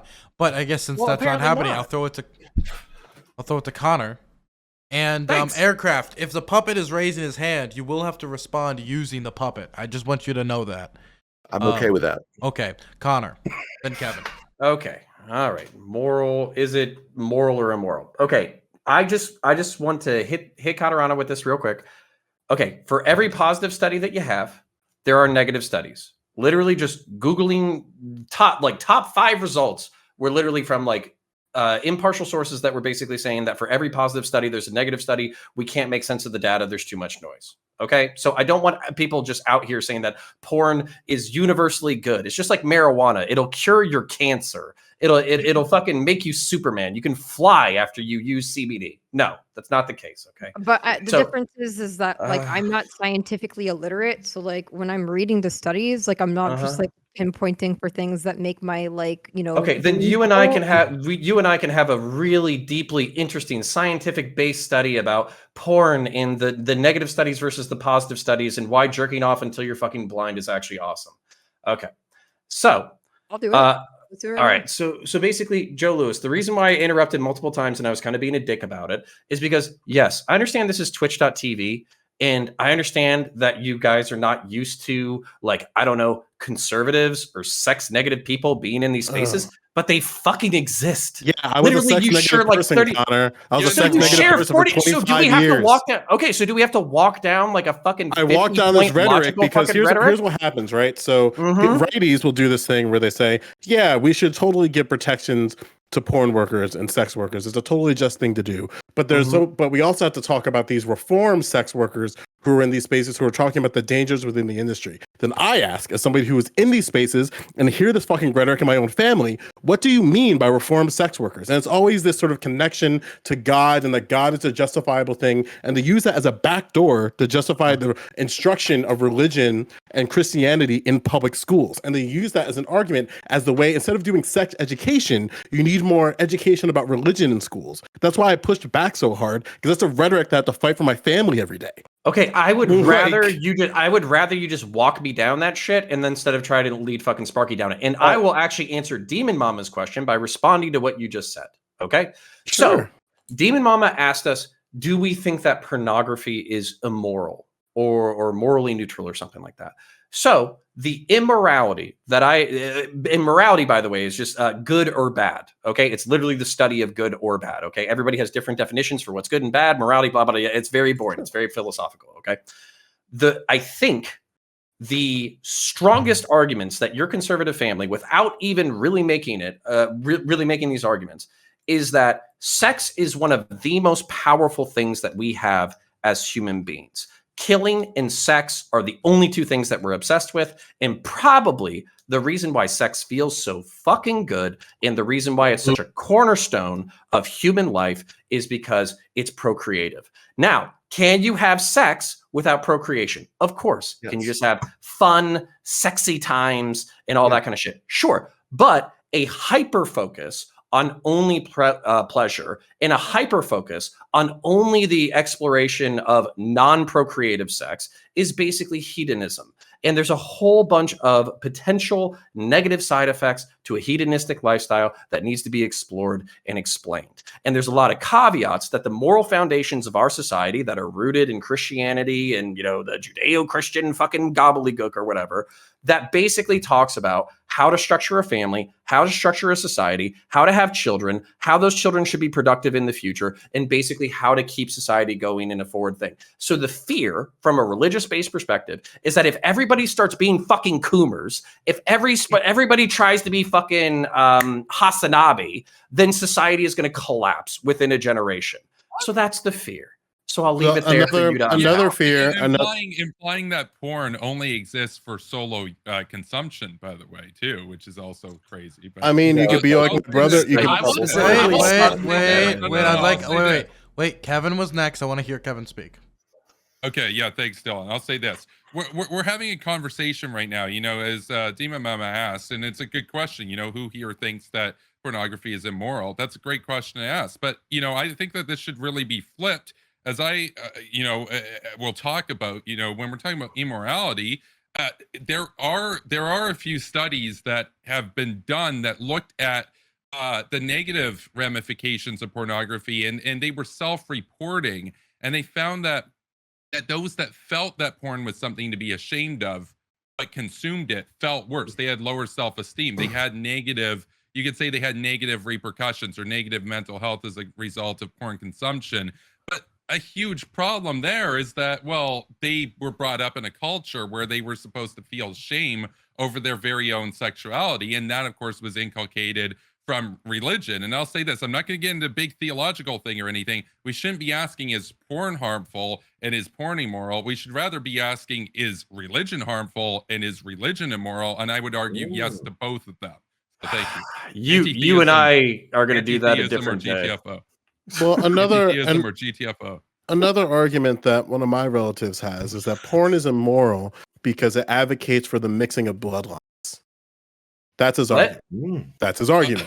That's He said that in different. Thanksgiving.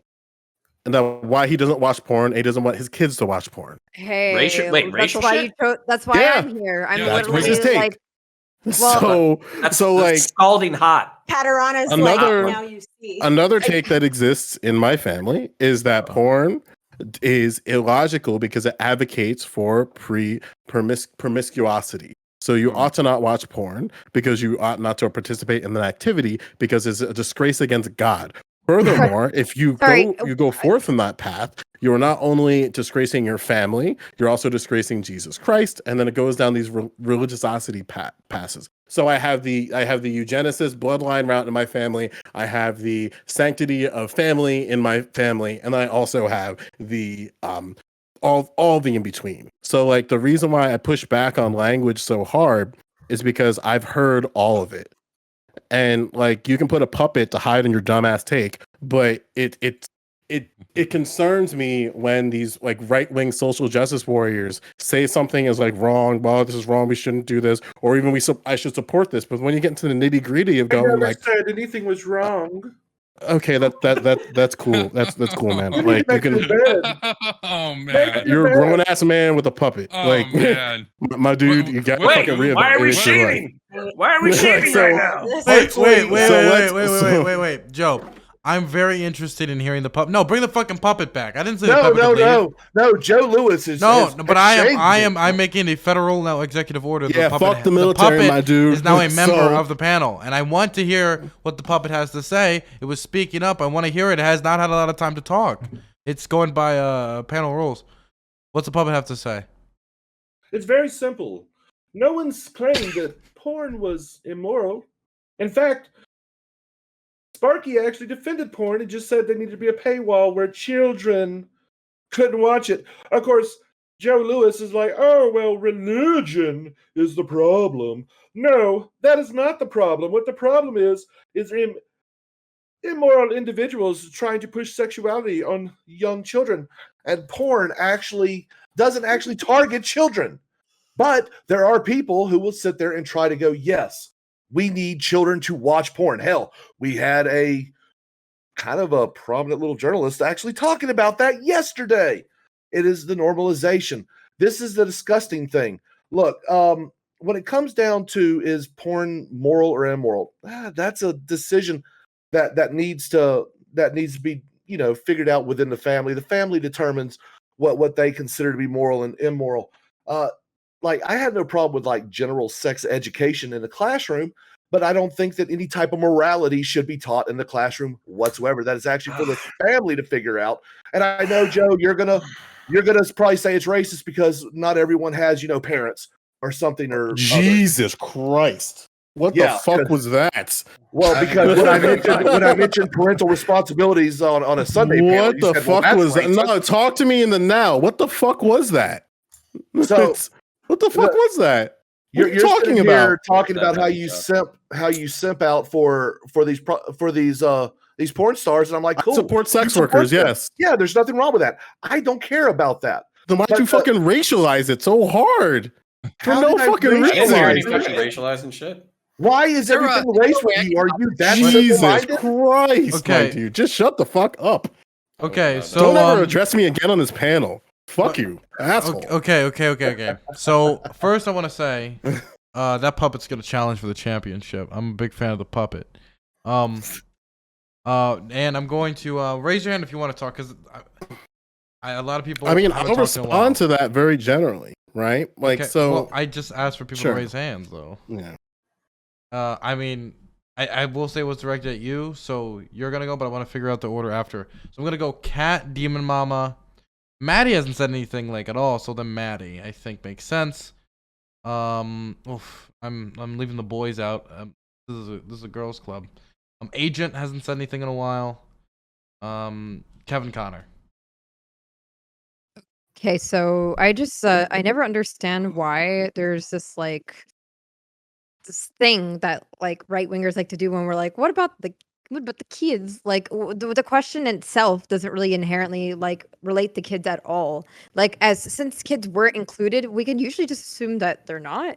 So we don't even need to talk about like age gating or like at what age can people like start looking at porn, because like if that was what Dylan really like wanted to go towards, it would have said at what age can kids see porn or something. But like what we're talking about is in its like in objective sense, is it moral or is it bad or whatever? And like if most of us agree that it's not bad, then like I don't really see what we're having much of like a problem on here, because like at the end of the day, like you can have whatever like religious like standpoint that you want on it, but you also have to admit that we live in a country where not everybody is necessarily of your religion or religious at all. And as long as most of us don't have any type of moral qualms with it in a religious sense, then like who cares like what I use to beat my meat, as long as I'm beating it, right? Because like at the end of the day, like it is literally a human function to go ahead and cum, and not everybody is married, and not everybody has really good imaginations. Once again, part of the reason why some of us use porn is because we don't have good imaginations. Some of us don't have like the typical human capacity or to even think about some of these things, and thus why we had to look at it in the first place. And some of it, us use it for coming. Like there's different utilities for why people are using it. And if people want to fucking beat their meat to somebody getting dicked down by 5 people, I don't give a fuck. Like who cares? Like, are they getting paid? Or is it consensual? Who gives a shit? Like, don't look at it if you have such a problem with it. Demon Mama? Okay. Yeah. I think coming is really good. I think people should probably do it more. They'll probably be happier. I feel like the like anti-coomer stuff is often like, and I don't believe that Connor was trying to do this, by the way, but I do think that the anti-coomer stuff is usually just another euphemism to say degenerate or deviant or other things like that. And I don't know. I find this topic a little bit confusing. I'm not entirely sure what we're batting at, but like porn is art. There's you don't have to justify to every degree why you enjoy fucking coming.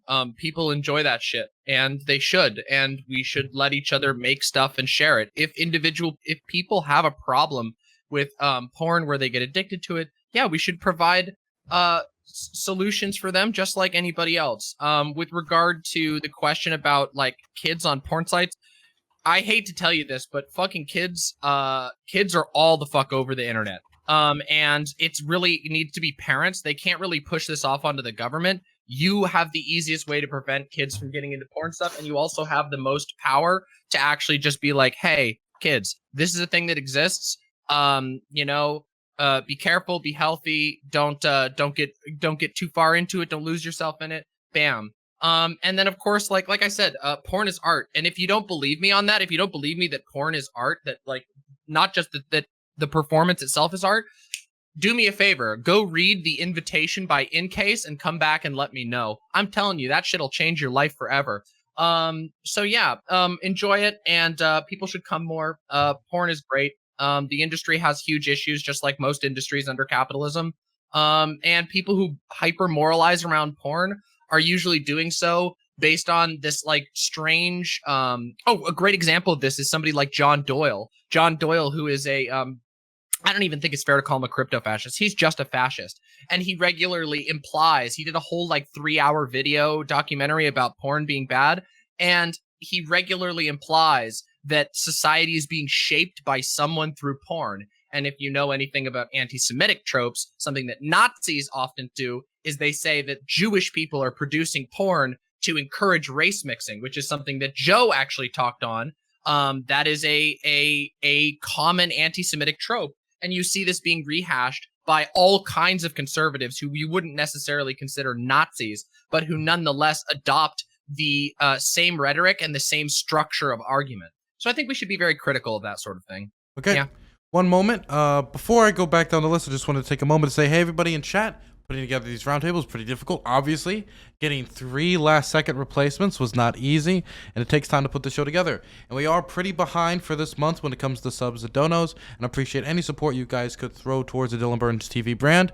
For next week's content, expect that we're most likely going to be doing a review of Tariq Nasheed's new film, Buck Breaking, with YMS. Also, I believe it's Adams Ruins Everything. He's the movie reviewer dude.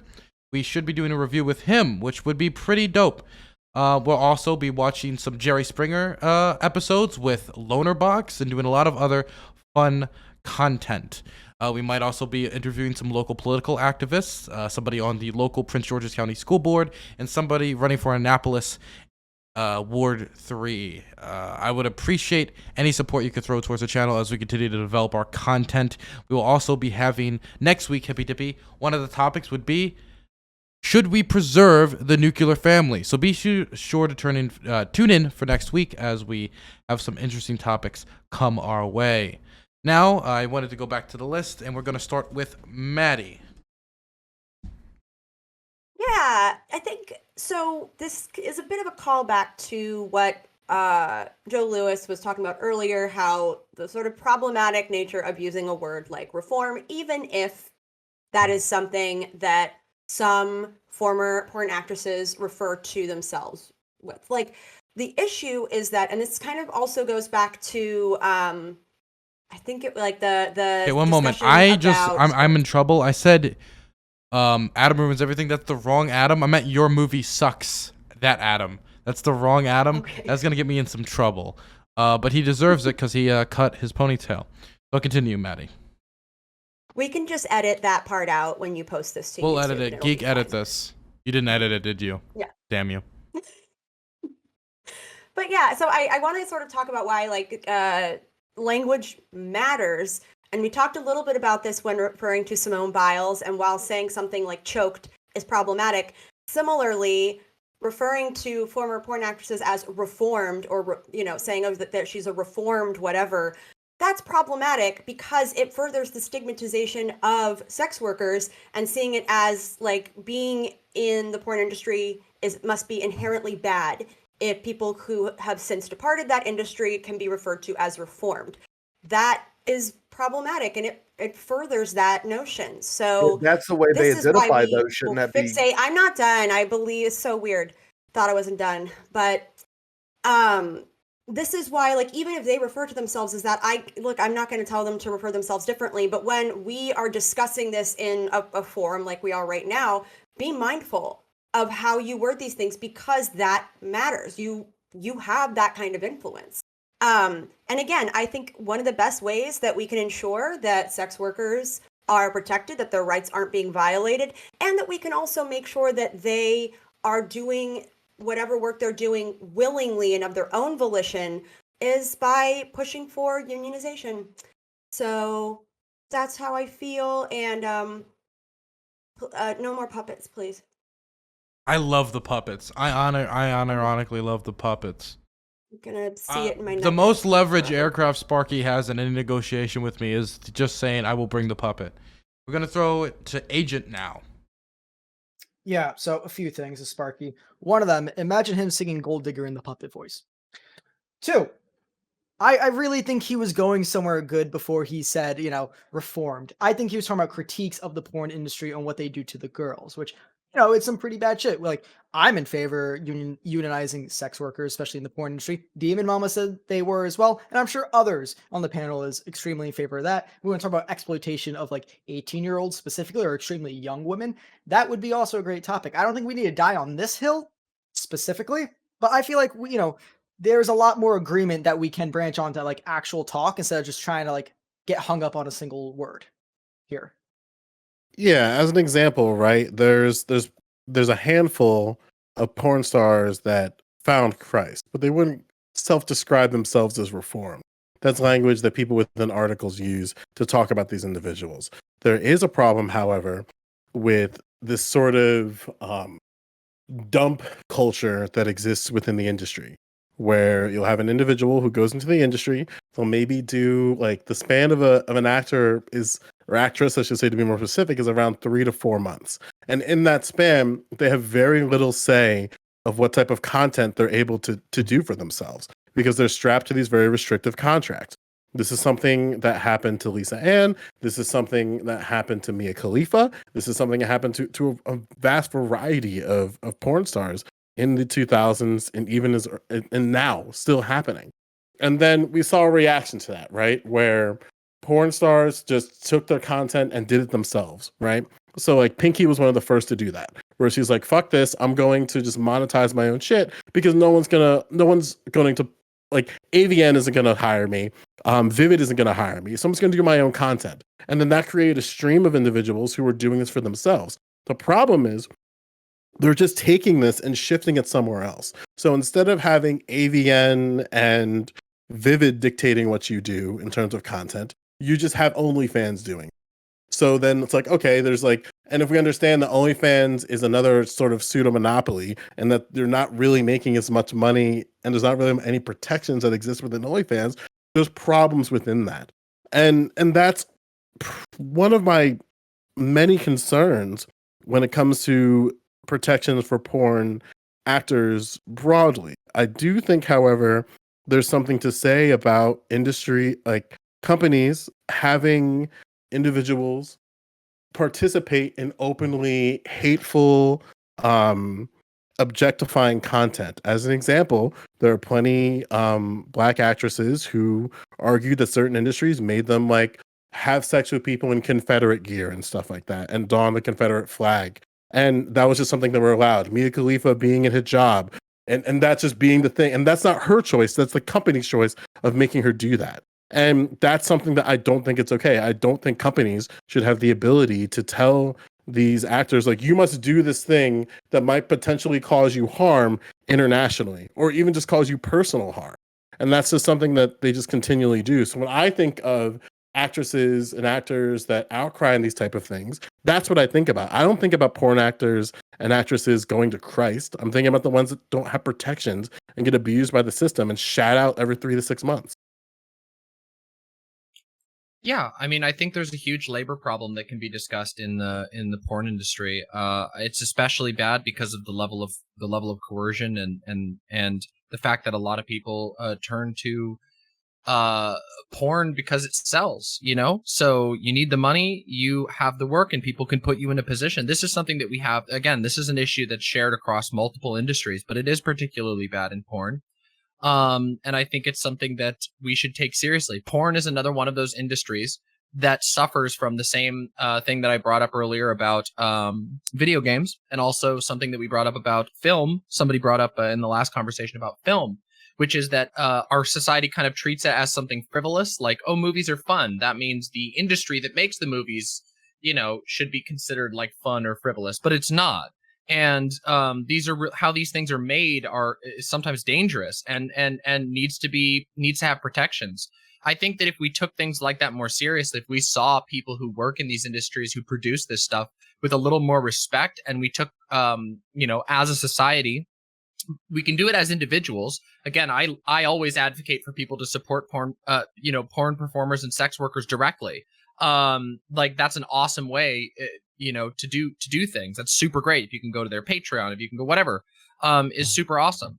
But like, as a society, if we encourage people being more caring about like the source of the thing that they're enjoying to some degree, I think that we'll have more scrutiny on the labor conditions. We'll perhaps see the availability of porn actor guilds or something along those lines, or unions, or you know, co-op porn production structures that allow individuals to have more input in these things. But as it is right now, I mean, most of porn is controlled by one company, if I remember. Like, most of the tube sites, the biggest company in porn is like MindGeek or something.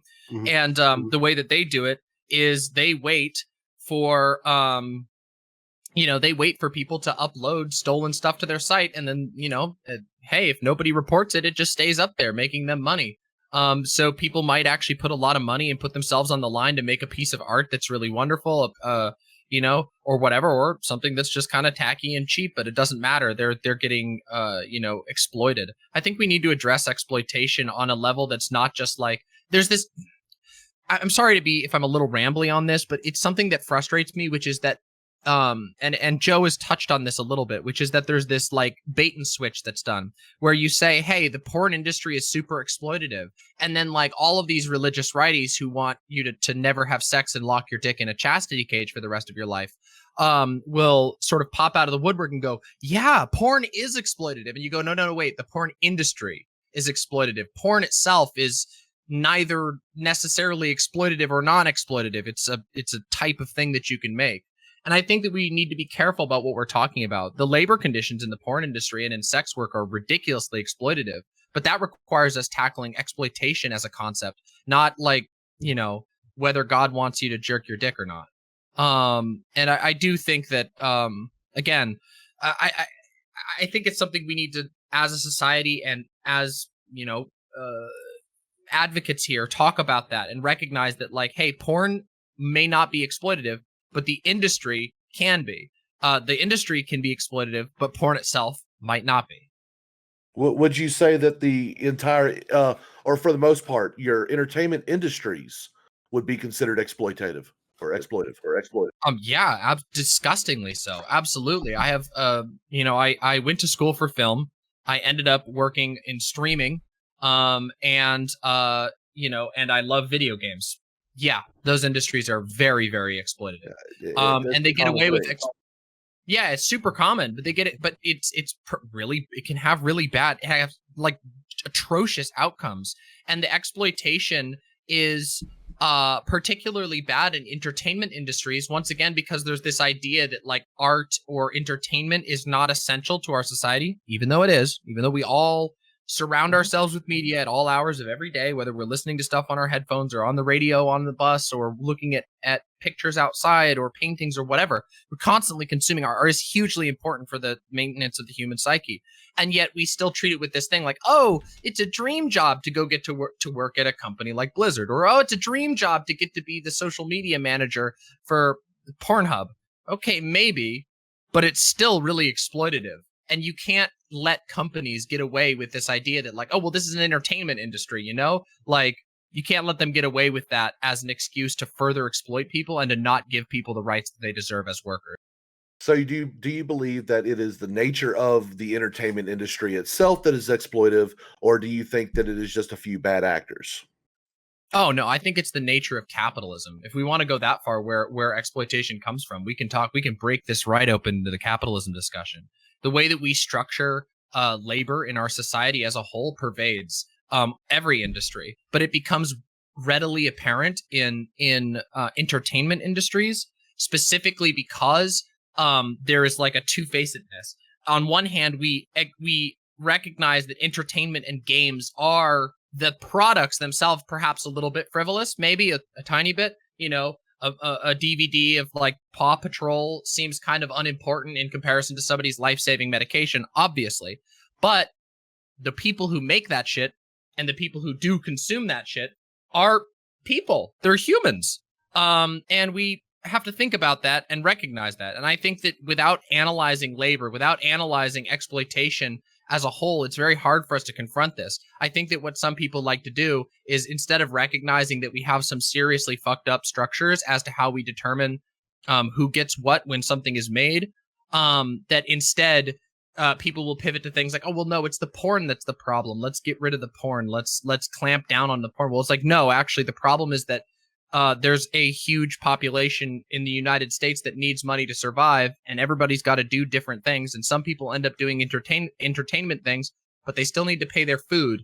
So at the end of the day, whether they're working in entertainment, making a frivolous product, or whether they're working in a factory manufacturing a needed product, that person still has needs of their own. That person is still being forced into different conditions by their boss who pays their bills. So yeah, I don't think it's a few bad actors. I think this is something we need to think about on a larger scale, because it does, again, it just becomes very apparent in entertainment, because we have a double standard with how we handle the importance of entertainment and how we treat workers who create our entertainment. Okay, so wait, we are gonna have to be wrapping up soon, so I want to make sure that those who are on the list get to talk. that's gonna be Kevin and Connor. And Kat, you weren't on the. Were you on the list? Let me check. Oh, you should have been on the list. I'll put you on I the have list. small hands. Kevin. Yeah, thanks, Dylan. So I just wanted to address a couple points. First one, directed at counterpoints. He had referred to hedonism. I'll say this: better to be a hedon, whatever that means, than a tradcon. Obviously, I think that the absolute mental health implications, negative mental health implications of tradcon culture, the attempts to bring us in a retrograde direction, to inculcate children into basically cultures of shame over things that they can't even control, shame over things that are good, especially the shame over sexuality that you see in religion, especially. All this is a negative, and that in and of itself definitely contributes to some of the negativity, as I mentioned, with respect to consumption of pornography. Is that if you live in a shame culture and you feel ashamed of the consumption, well, it makes sense that you might have some negative health ramifications. But we know, and there are studies that have been done on this that show that across the United States, for example, the conservative states, they tend to, have the most viewed pornography category be that which is, historically speaking, and sometimes in the current era, the most stigmatized. So you can look at some of the southern states where, what's one of the categories that's really popular? One of the categories that's really popular is interracial sex. Well, but part of the problem there is that, historically speaking, people were stigmatized against that. And so if somebody grew up with racist parents, for example, they might feel bad, but they might be interested in that as well. But now they're going to feel bad over it because they've got a bunch of racists in their life that might shame them if they were to find out, or at least they feel that shame even if they don't tell anybody. You have incest, I think, is the number big one in Mississippi. Now, I'm not saying legitimize incest, but it does go to show you that we want to talk about hedonism. We want to talk about, the libs and the progressives or whatever, or like degenerate and all that kind of stuff. Look at the conservative states. Look at what goes on in a lot of conservative states where, you got very tradcon cultures that lead to things like, incest being the most searched category, for example. And that, of course, would be counterproductive. You could talk about, as it related to the misogyny and the exploitation in porn, and I'm not talking about the industry here, but and I'll just say, just to finish that other part up, yeah, you're better off to be a hedon than a reactionary, absolutely. But as far as the critics of porn, a lot of the critics of porn, or a lot of the advocates of banning pornography, they'll talk about porn as being misogynist. And some of the examples that they will point to might well be clear-cut cases of misogyny. Look at what those people's stances on abortion is. Look at what those people's stances is, just in more broad terms, of course. Ask them about what their view of gay marriages, etc. Look at how they feel, about women in the workplace, that kind of thing, and then see if their criticism of porn is coming from a place of actual concern, or if they're just concern trolling disingenuous hacks. So anyway, that's what I got to say there. So thanks. Okay, next is going to be Connor, and then Kat. Then a special message from DylanBurnsTV. I can do mine as a part of closing. Okay, Kat. Yeah, I just wanted to push back really quickly on something that Agent 10 said like a while ago about like how this industry is like exploiting a lot of 18-year-old girls. Like, what? Like, I understand. I guess there's like this weird cultural thing where we're always like, oh no, like the woman, like 18-year-old guys are being exploited too. And if you think it's an age thing, then young people are being exploited. And if you think it's a woman thing, then don't. Like, I would say there's a very large push within like porn specifically for 18-year-old girls, and I use that as a way to say, yeah, we should probably unionize. So like I don't know why that. I don't know where that there's came also from. there's also 18-year-old men that are also like involved in sex work. I see the same 6 guys in all the porn that I watch. Then I'm pretty just sure get there's a like life here. What can I say? I just see. watching Well, I will say that I don't know what to tell see you. a diversity of men in mine. Yeah. I do, but I would say it's kind of obvious to say there's a Hey, we push. can. I mean, do we want to Too talk? common. Do we want to talk about the yikes takes that porn actors and actresses have? Well, some that have, let's not some spiral have out because we have to lists go where into they- the end. We have to wrap it up. We're already 15 minutes over. So, Kat, Did you finish your take, or do you want to continue? I mean, I just think it's exploitative no matter what your gender is. It doesn't matter if you have a peen or a vagine. If you're 18 years old, sometimes you're just making decisions that are like, not entirely thought out. And sometimes you're not thinking about the consequences. And it doesn't really matter whether or not you have tits. It can be exploitative no matter what. And I don't really. No, if we broke down the demography of the industry, I guarantee you it'd be like 20-1 female to male. Almost guaranteed. It's definitely Sorry. not 1-to-1.